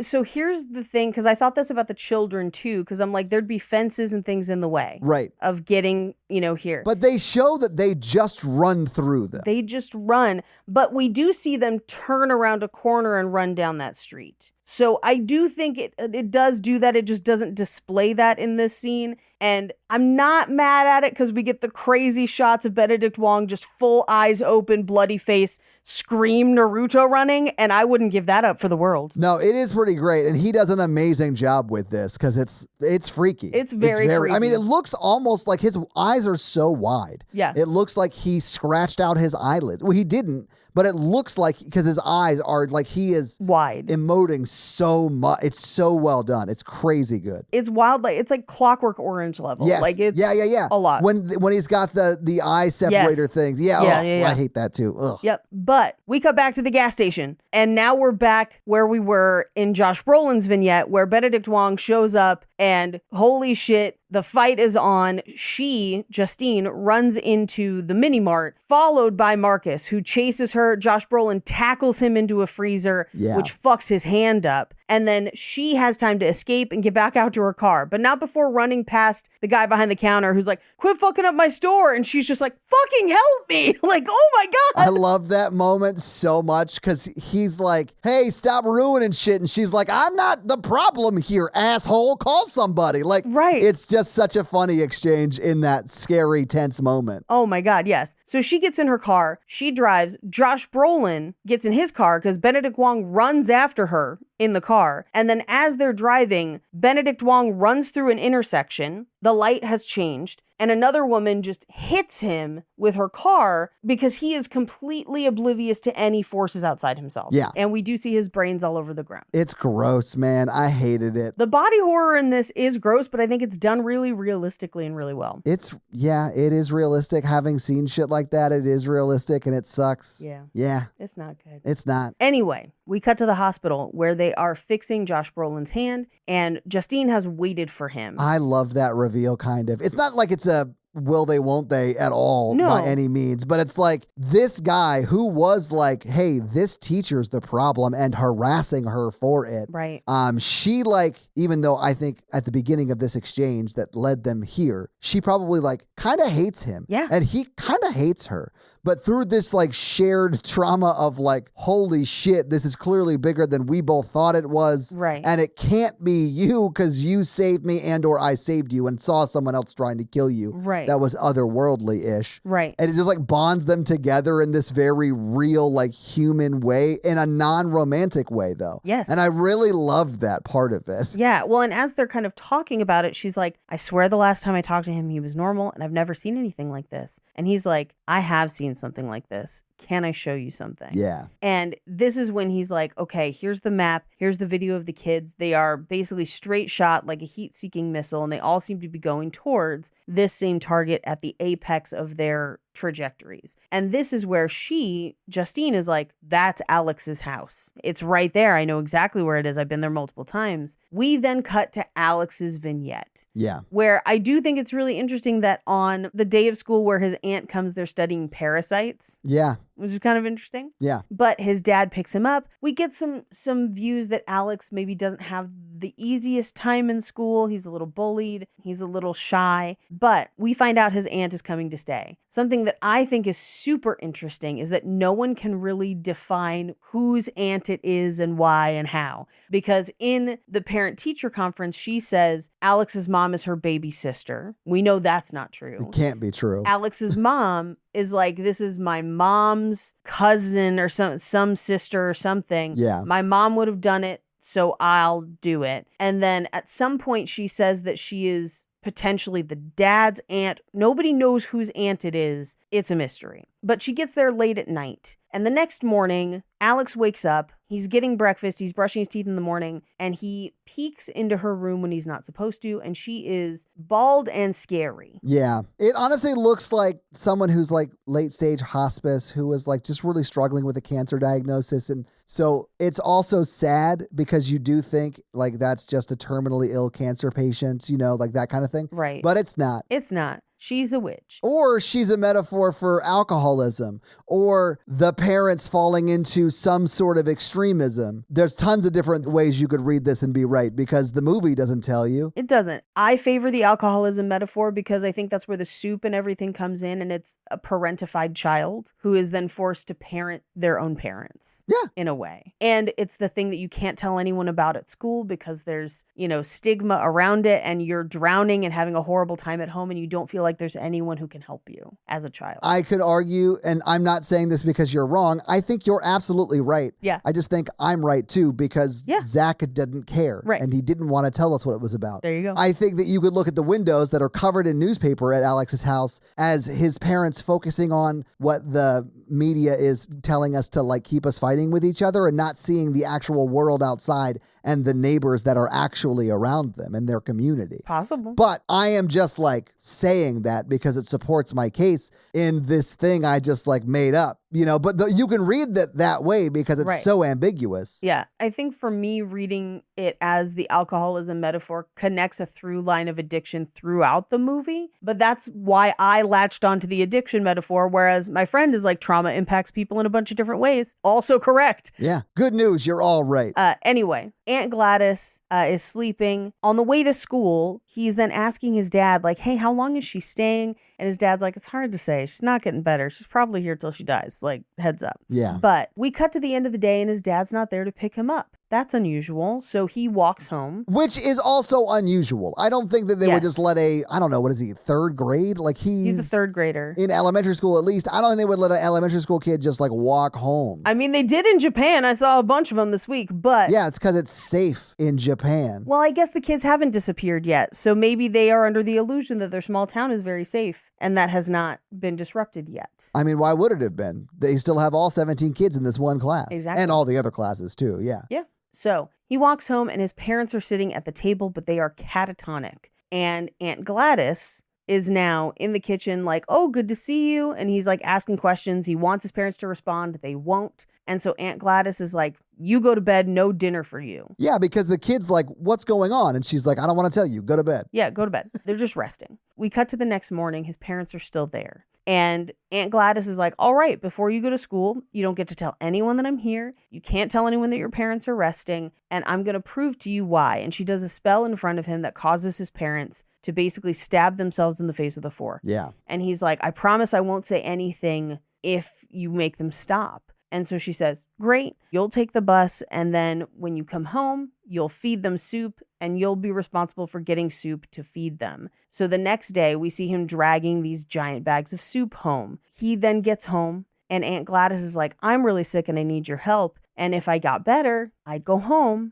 which means that you wouldn't have to deal with me anymore and your parents would come back and everything would be fine. And she's like, but I need you to bring me something from every kid in your class. So we cut to him at school trying to figure out what to bring from everybody. There's like a koosh ball on a desk. There's a keychain. Watching him case this schoolroom like a baby Danny Ocean just made me so happy for him. I'm like, this kid is going to grow up to be the best cat burglar. Incredible. But he sees all the name tags on their cuppies that they each designed. Yeah. They all drew it. Yeah. So he stays in from recess, steals all of those. Now, the teacher intercepts him and is like, hey, are you okay? You've been really quiet lately. If anything is going on at home, you can always tell me. And he's like, no, I'm fine. He takes them home. He brings them to Aunt Gladys. She does a spell. And I do love the like bunny hop fingers that she does to like, come to me, essentially. Yeah. I mean, she is casting a spell. There's a whole thing she's doing, but I don't know why she's doing any of it. But it's clear that she knows why. Like, that is all in the performance of it. I think the actress does an amazing job here. Oh, she's incredible in this. I think, and again, because it's a choose your own adventure, I think the more people she has under her thrall, the more powerful she becomes and the better she feels. The more powerful her magic is. Sure. But again, I'm right, you're right, everybody's right. We're all right. I don't have an opinion on it because the movie doesn't have an opinion on it. And if it's going to be lazy enough to not have an opinion, why do I have to form one? I'm just going to watch the movie. But anybody could be right. Anyway, so she lights it. All the kids come to the house. So now we know what called the kids out of their homes. Yeah. We cut to school. We cut to Alex being questioned. We cut to him now dragging giant bags of soup home because he has to feed all the kids in the basement and his parents. We should have got the Home Alone scene with him walking on the street, but this time with so many Campbell's soup cans, it actually breaks the bags like Kevin McAllister in Home Alone. Hilarious. It would have been great. But Aunt Gladys is like, hey, they're going to search the house tomorrow. So they like send the kids from the basement out to the shed. They set the parents up to look normal. The search ends. They bring the kids back to the basement. And then we cut to the day that we have already seen where the cop car is out in front. Yeah. And Paul is in the house and drags James into the house. And they are now standing sentry in the living room. And he is not supposed to step over the salt lines. And Aunt Gladys is like, we leave tomorrow. Don't step over the salt. I mean, that's her security system, more or less. Yes. Yeah. But we cut to outside. Archer and Justine are having their terrible stakeout where they're like, what is this? Are the cops here? And then Paul opens the door and beckons them in. Yeah. So they go inside and they cross the salt line, which means they're instantly attacked. Yeah. And we then cut back and forth between upstairs and downstairs for the remainder of this fight. It's super tense too because he being Alex is like creeping down the hallway towards his parents who are the sentries for Gladys's bedroom, right? Right. So there is like a small little salt line that he can't cross, but he keeps getting closer and closer to it. And it keeps cutting downstairs where, you know, Paul and James are fighting Josh Brolin and Justine. And like, it's very tumultuous. Well, and so Alex finally crosses the salt line upstairs. His parents immediately take off lunging for him, which is so scary because it's his parents too. It is, but I loved that you could tell it was planned. Yes. Alex planned this to a T, and you know that from the second he doesn't cross the line by putting his foot on it. He doesn't even shift his weight onto it because he knows he's going to have to start running immediately. Right. You see him tap his toe over the line. Right. And then you see the parents' reaction to that, which is just a one shot of them running towards the camera, but he's already gone. He's already gone. He didn't put weight on that foot, guys. Yes, and he has escaped into his bedroom where they're going to try and shining their way through the door. Yeah. Meanwhile, downstairs, Justine and Paul are fighting. She takes a potato peeler to his face. The funniest shot in this movie is when she is fighting with him and she peels off one of his sideburns, and her reaction and going through like the internal turmoil of why didn't that stop him? Like why? Right. And do I do it again? I guess I do it again. I guess I just peel another bit, and she peels a second time. Yes. Like yeah. watching her do that performance, you sort of see her have that internal dialogue on her face. Yes. I say hilarious and it makes it sound like it's not good. It's so well acted, but it makes it kind of funny. Yes. And similarly funny is Josh Brolin's in the other room fighting James, and he has essentially broken James's neck multiple times in this fight, and James keeps on coming. He's headbutted him. He's thrown him through furniture. He keeps coming. Meanwhile, upstairs, the parents are breaking through that door just like The Shining. Back downstairs, Justine has now gotten Paul's gun and shoots his throat. It doesn't stop him. And then shoots his head, which finally stops him. It's kind of like zombie rules. You got to put one in the brain to get him to stop. I mean, we even see with the principal, the brain was destroyed. Like they show Right. you that first. Right. So that's what it takes. Meanwhile, upstairs, the reason that Alex crossed the salt line and ran to his room is because his room has a Jack and Jill bathroom with Gladys's room, which is basically a bathroom that has an entry from each room, Yeah. but not an entry from the hallway. So he runs through that bathroom into Gladys's room, grabs all of her stuff to do a spell, does a spell, or is in the process of trying to do a spell. The parents are still chasing him. Yeah. Meanwhile, Josh Brolin and James are fighting. They end up on the floor crashing through the basement door. Justine shoots James in the head, freeing Josh Brolin, who realizes the kids are down there. Yes. And he's like looking, he's like, Matthew, which one of you's Matthew? In the dark. He gets his cell phone flashlight out and starts looking at all the kids. Yeah. Right. And they're just standing there catatonic like it's the end of the Blair Witch. Like it's very creepy. It's very creepy. This, I think, for me is the most effective jump scare because he's like, kid, no, Gladys out of the corner like Toni Collette in Hereditary. Just boom. I literally said to Natalie right before it happened, we're about to see Gladys. Yes. And I still yelled a little bit. Oh, yeah. It still got me. I knew it was going to happen, and it still got me. I knew it. It still got me. Yeah. Yes. Meanwhile, upstairs, because he's got the stuff to do a spell, he's rapidly trying to wrap hair around the stick and get blood on the stick. But now Josh Brolin is possessed and he's trying to kill Justine. Yeah, he's like choking her out from behind. Yeah. But as that happens, upstairs, Alex breaks the stem, breaks the twig, severing basically the spell, leading all of the kids running up the stairs, chasing Gladys outside. They then Ferris Bueller chase her through multiple houses. And I cannot tell you how hard I laughed every time they just smashed through windows. Oh, and doors and like fences. Paige, agree. I loved that. Like a herd of buffalo. Here's what I wanted that I didn't get from this moment. I wanted Gladys to see Alex finishing the spell. Like see him doing it, the very last stage of it, and then saying, where did you learn that? And him being like, I learned it from watching you. And then that's when the kids attack. That would have been great. But they crash through multiple houses and then dismember Gladys on the lawn. They pull her apart at the seams, guys. It's brutal. They pull her apart. And as soon as Gladys is dead, all of her spells seem to be broken. Yeah. And people seem to be released from their catatonia, but the longer they've been under, the more they don't really come back because Josh Brolin kind of snaps back, but he's only been under for a little bit, right? Probably like 3 minutes tops. Yeah, tops. Those kids have been under for what, 3, 4, 5 days? Those kids have been under for a month. Oh shit, it has been a full month. You're right. Yeah. Yeah. And his parents were under even longer than that. And so it does say in the epilogue that like his parents are in a facility now. Someone else feeds them soup. He went to go live with a good aunt who's very nice to him. His good aunt Wendy's. Yeah.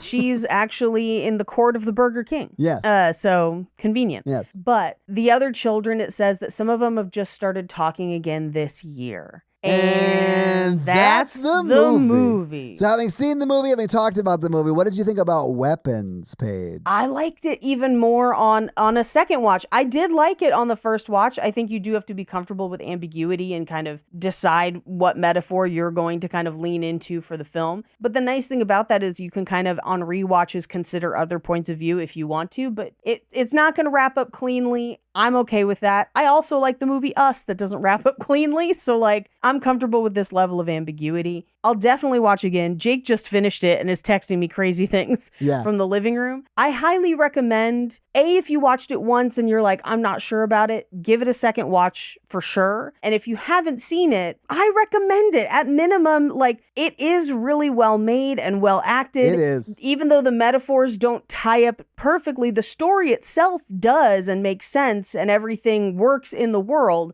It's more that just the what does it mean part of it is up to you. So I'll give it, I really enjoyed it. Even more the second time. I would echo a lot of those sentiments. I think it's beautiful. I definitely think I want to watch it a second time and see how I feel after watching it a second time. Because again, I literally watched it I finished it 20 minutes before we started recording, so I haven't really processed it yet. But I do think the ambiguous nature of it all left me feeling a little hollow as to what the movie was, quote, about. But it's still a beautiful movie. It's shot beautifully. it's told really well, even though it doesn't follow a conventional like story structure. So it's cool. I'm a fan. I don't like it as much as Barbarian, but I do think it's worth seeing, especially if you like scary movies. If I didn't think it was worth watching again, I definitely wouldn't, because this one was really scary. Sure. So like I want to see what I missed the first time and like see how I feel after watching it a second time, even though it was hella scary. Anyway, but Paige, I know it's a brand new movie and you said there wouldn't be a lot, but you have some fun facts for us. I do have some fun facts, yes. Well, hit us with your fun facts. Weapons, fun facts. So Halliburton was formed in, sorry, those are not the fun facts we're going to do for weapons. My bad. Raytheon established that. No. That's the other one. Anyway, originally this was supposed to be a Netflix movie. Netflix was willing to pay more money for the movie up front than New Line was, but New Line assured a theatrical release, and they have a history of successful horror. Yeah. And so they did go with New Line. I'm sure they probably made up the difference in the box office, I would assume. I mean, we'll definitely talk about that. I don't know. Do you have what Netflix was going to pay for it? No, but I can't imagine it would have been that much more than New Line, to be honest with you, because Netflix don't have that much money as far as paying for things in distribution. They have a limit. I think, Paige, the money this brought into the box office would have been way over that limit. I think we'll so, talk too. about it specifically. Yes. But I definitely think it was the right choice to go with New Line. Yes. For sure. I think they came out on top. Yeah. Now, to further capitalize on some of the mysteries of the movie, theaters would occasionally hold showtimes at 2:17 p.m. or a.m. for the first weekend if you saw some places that had midnight screenings, although that was a lot more rare, to kind of capitalize on the time that the children vanish. Yeah. Now, Zach Krieger has given a lot of interviews about this movie. A lot of people have questions. And he said that they actually cut jokes from the script, that this script was originally written a lot funnier. I think, honestly, Barbarian is deliberately written a lot funnier than this, but he left in instead the interactions where the humor was coming from an authentic reaction that a character was having, because it worked better, as opposed to actually set up jokes. And honestly, I think that works in this movie, because I do find a lot of this movie funny, but it is just people reacting to what's going on. You know, it's Josh Brolin waking up from that nightmare and being like, what the fuck? Like, who is that? Yeah. It's very human. And I really, really like that. Now, Netflix was not the only one bidding on this movie, and it wasn't just for distribution, which is important to understand. So they were actually bidding in the script stage. Very unusual. But it was because Barbarian had done so well. I was going to say, is it unusual for like a Jordan Peele or Zach, No, who I it's also not. think is in that lane, although maybe not Yes. quite as established, but definitely in that lane? Yes. And this is actually fairly similar to what happened with Sinners. Yeah. But Sinners commanded a much higher price tag Well. and a much more fierce bidding war because Ryan Coogler had a more established track record of success. Exactly. But New Line won this on, basically it was a spec script in a bidding war against Universal, Netflix, and Sony. Allegedly, some people have said it was an 8-figure deal with a guaranteed green light for production and final cut privileges for Krieger. That's a crazy deal if that's what they gave him. And he also got interest in back end and a guaranteed theatrical release. So people called it an unprecedented deal in modern times. Basically, the only thing that came close to it is the deal that Sinners got, which basically got all of that. But then also the rights revert to Ryan Coogler after 25 years, which is incredible. So they did compare this to M. Night Shyamalan's first couple deals for Unbreakable and the movies that came right after The Sixth Sense. So if Barbarian's their Sixth Sense, that's kind of the deal they gave this movie. But to be honest, we got a great movie out of it. Yeah, I think so. And listen, they made money, and Zach Krieger made a lot of money. Good for him. Yes, Take it good to for the him bank. indeed. Yeah. And I can't wait to see his next movie, right? Like, Yeah. this did not disappoint me in any way. Now, the screenplay actually reveals why the Naruto run. And it's not Naruto.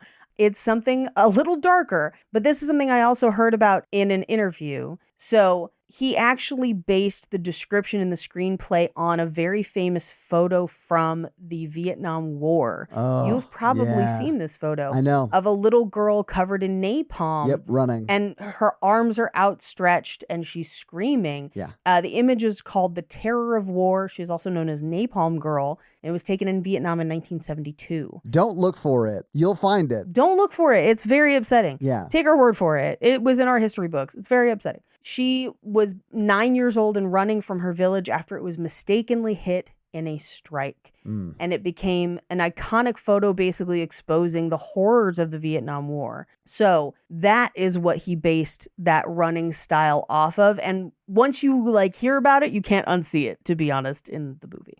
For the visual style, he has said that he was inspired by Denis Villeneuve.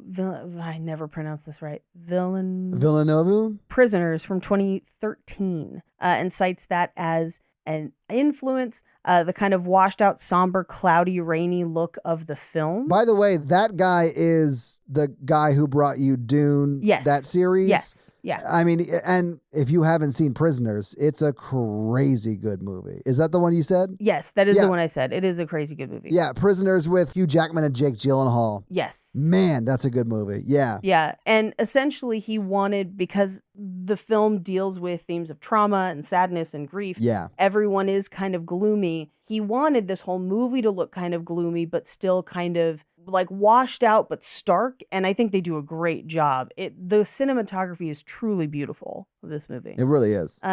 According to an interview in Time Out, on the busiest day of filming, there would be over 170 children on these sets because they actually filled a whole school and had doubles for multiple children. Jesus. So child labor coordinators were enlisted to keep the kids engaged when not filming. Wow. Okay.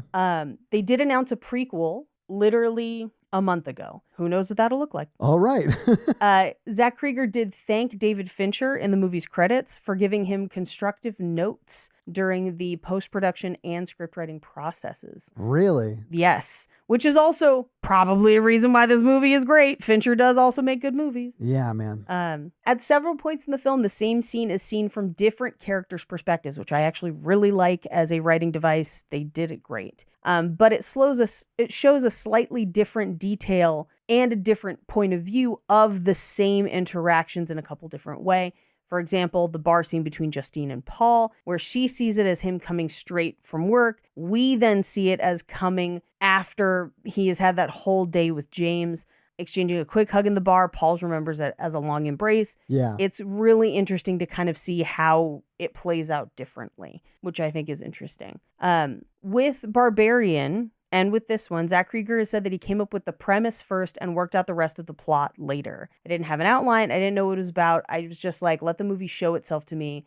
I want to watch the movie as I'm writing it. Now, I follow a different writing process, but I will usually start on what is the pivotal scene that I want to see and how did everyone get there and where do they go from there, which is a way that you can then circle out from that point. But I think that's how we end up with the vignettes, where it's just where is everybody? Why is everybody? And how do they all spin out together? Which is really interesting. I mean, that is how the movie is set up. It's not a traditional act structure. Yeah. Justin Long and Sarah Paxton were also both in Barbarian. See a lot of repeats. Yeah. So according to Deadline, Universal was the only other studio aside from New Line to have gotten close to getting the deal. And Universal was going to do it through one of their subsidy studios, which would have been Jordan Peele's Monkey Paw. So this was almost a Jordan Peele produced movie. I think we would have gotten a pretty similar movie, to be honest with you. Yeah, I think so. I would trust that studio with this as well. Of course. But Jordan Peele and Zach Krieger at one point shared the same manager, Peter Principato, which might have caused a conflict of interest. Peele later parted ways with his management. He has new management now, so that could potentially have enabled the deal. However, it didn't at the time. That said, Jordan Peele had said that supposedly he was ready to put the money down out of his contractual back end to assure the deal, to try and beat out New Line, but Universal was uneasy about the budget and walked away. Yeah. Wild, but that would have been crazy. A full trailer for the film was shown at Warner Brothers CinemaCon, but not shown online. but a few weeks later, a mysterious 45-second teaser preceded Sinners in theaters and leaked online. I don't know if you remember this.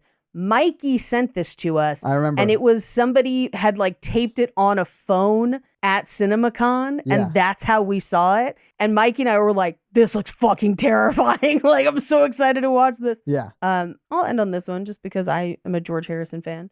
When the children are leaving their homes, the song playing is Beware of Darkness by George Harrison from his solo album, All Things Must Pass. Great album, by the way. Probably a very expensive song. That's probably why this budget was 8 figures. And those are your fun facts. Well, thank you for those fun facts, Paige. Let's talk a little bit about the box office, and we start with that budget. So do you happen to know what the budget is, Paige, or do you want to guess? I only know that the deal was for like 8 figures, but that also includes some speculation on the back end and what Zach Krieger's cut would have been. But I'm going to guess that this cost $40 million to make. That's very close. It was $38 million. Oh, this looks great for $38 million. They did a great job. That's a very reasonable budget for what we got. Yeah, I agree completely. And now it did come out the weekend of August 8th, 2025, so very, very recently. It was number 1 in its first week. It beat another movie that premiered that weekend, Freakier Friday. Not surprised. It also beat The Fantastic Four: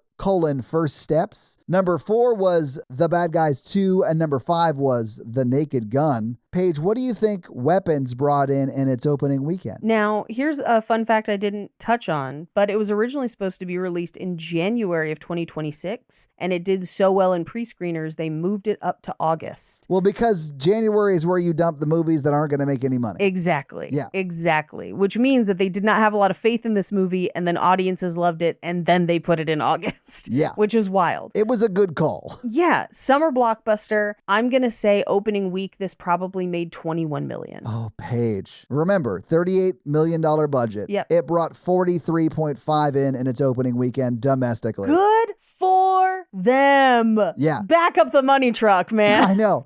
It was really good. So August 8th, that was its first weekend. It was number 1. August 15th, it was number 1 as well. It fell to number 2 in its third week, but fear not. In its fourth week, it was back up at number 1. Of course. It then fell to 3rd, 6th, and then 10th. This is up through the weekend of September 19th. This week. Which is when we are recording this. Yeah. So keep in mind, if you're listening to this in the future, we are recording this on September 22nd, and my box office information is up through that date, but this movie is still in theaters. Right. So it is definitely going to make more than this in theaters. But currently, Paige, do you want to wager a guess as to how much it's made to date in theaters, domestically? I think domestically, this has probably already made $170 million. You're close. You're very close. It was 149.7, almost 150 million. All right. Domestically. I wouldn't be shocked if it did bring in 170. I bet it tops out somewhere between 160 and 170. Yeah. Would be my guess. That sounds likely. But, Paige, that is not the international box office, where it has already brought in $113.8 million. Oh my God. So this movie has already brought in $263.5 million. And let me do a little math here. And that is more than 2x the $38 million budget, which is typically what we use as the gauge for, did this movie make money? And so, yes, this movie made a ton of money already, and it's still making money. So much money. And again, it's still making money. And points on the back end means that Zach Krieger's about to have a nice fucking paycheck on this shit. Zach Krieger's about to fund his next movie himself and make all the money. And do whatever the fuck he wants. Good for him. Yes. Yeah, good for him. Yeah, yes. Anyway, very exciting. That's your box office page. Do you want to hit us with that scary scale, Paige? Sure. Our scary scale is a scale of how scared we were when we watched the movie today, with 1 being Ghostbusters and 10 being Texas Chainsaw Massacre. Todd. I'm going to give this a 7. Interesting. Okay. I was very scared. It's not quite as emotionally traumatic as like a Hereditary that really kicks that one up for me. This one is just straight up scary. And, you know, who's not afraid of a gluten monster? Who's not afraid of clowns, right? But seriously, there were so many jump scares that really scared the shit out of me. I'm going to give this one. It was definitely scarier in theaters, right? Because it's dark and you can't go anywhere and you're covered in Sour Patch straws. And this is your second rewatch. This is my second rewatch. Right. So I was not very scared today, but I will say for theaters, I probably would have given this a 5. Ooh, that's really high for you. They're earned jump scares. 100% earned. They're good. And there are a lot of tense moments. Yeah. There's a lot of desperate people doing desperate things. This movie has a lot of the kinds of things that specifically scare me. So yeah, I gave this one a 5 in theaters. I would say today outside of theaters, it's maybe a 2. Yeah, you've already seen it. You know where the scares are. Yeah, that makes sense,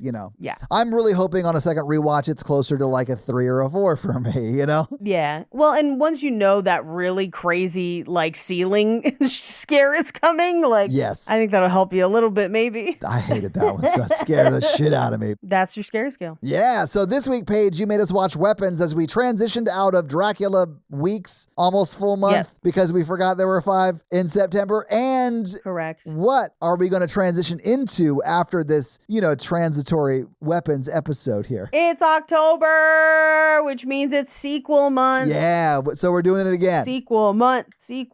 So, Paige, have you given much thought to what movie we would kick off sequel month with? Yes, I have. And so we're kicking things off with a sequel that we have not really done many of the sequels in this franchise at all. We've only done the first one and the newest one. So we're going to do Exorcist 2. Yeah, so the sequel to the Max von Sydow original 1970s version. The one that's actually a legitimately good movie. And you're saying that The Exorcist 2 isn't, Paige? From what I have heard, no. Have you not seen it? I haven't seen it either. I'm excited. I've heard it's bonkers. I haven't seen it because, as we know, I tend to avoid exorcism movies, although I have gained a new appreciation for them doing this podcast. But the other one we've done is Exorcist Believer. Right. Which we did with Eli from God Awful Movies, if memory serves. Yeah. And was maybe not my favorite, but I'm excited for some bonkers Exorcist 2. Well, guys, check out Exorcist 2 for next week. Make sure you get that homework done so you can report back for that episode on Monday. Hey, Todd, do you have any reviews for us? I do. This week, I'm going to read one of our most recent comments off of our most recent episode on Spotify, and that is our Van Helsing episode that literally came out earlier today, and there's already a shit ton of comments on it. That episode is... It's a crazy episode. Pretty crazy, yeah. Although the movie is very crazy, so there's no way the episode couldn't also be crazy. Rife with logic problems. I mean, yes, both the episode and the movie had a lot of logic problems, Correct. I think. Correct. Upon further review, I did want to read, I'm probably going to butcher this name, so forgive me, Crypriorith. Okay. I'm sure I butchered that. So, apologies, but they say, so old mirrors were frequently made or backed with silver, and silver is considered a pure metal. This means that vampires wouldn't show in old mirrors or photos, but would still show in modern mirrors that don't use silver. So that is, I think, a very good lore explanation for like why your true bloods, That's a great you can see explanation. vampires in mirrors, and why in like, not medieval times maybe, but like, the Renaissance time period like that we lived in for like a month while we were doing Dracula movies, why none of those mirrors would show vampires. That's cool. That's cool. I will accept that explanation and incorporate it into my lore. Also, I loved the love for Cowabunga and the Spotify comments and just the various other insane things we said and made up during that episode. But thank you so much for that Spotify comment. And if you want to have me read your Spotify comment, please leave us either a Spotify comment or a 5-star Apple review, and I'll read it on the show. That's how it works. So guys, if you like this show but want to hear Paige and I talk about romantic comedies or just regular romantic movies, check out our other podcast. Some might call it a sister podcast called Romancing the Pod, where we do just that weekly. It's a lot like this show, but for romance and romantic comedies, because Paige doesn't like them. So we make her watch them, just like you guys make me watch horror over here. But if you want to follow me, I am at Todd J. Awesome on all the social media. Paige is at Rampage Wesley on Instagram? Yes, and TikTok. And just Paige Wesley on Twitter, because you got that before some CEO lady and she wanted it, but you wouldn't give it back, and I respect you for that. Refuse. Also, Paige Suck it, other Paige Wesley. Paige is also on another podcast. It's great. You should check it out. It's called Cult Podcast with Armando Torres, who is a wonderful person.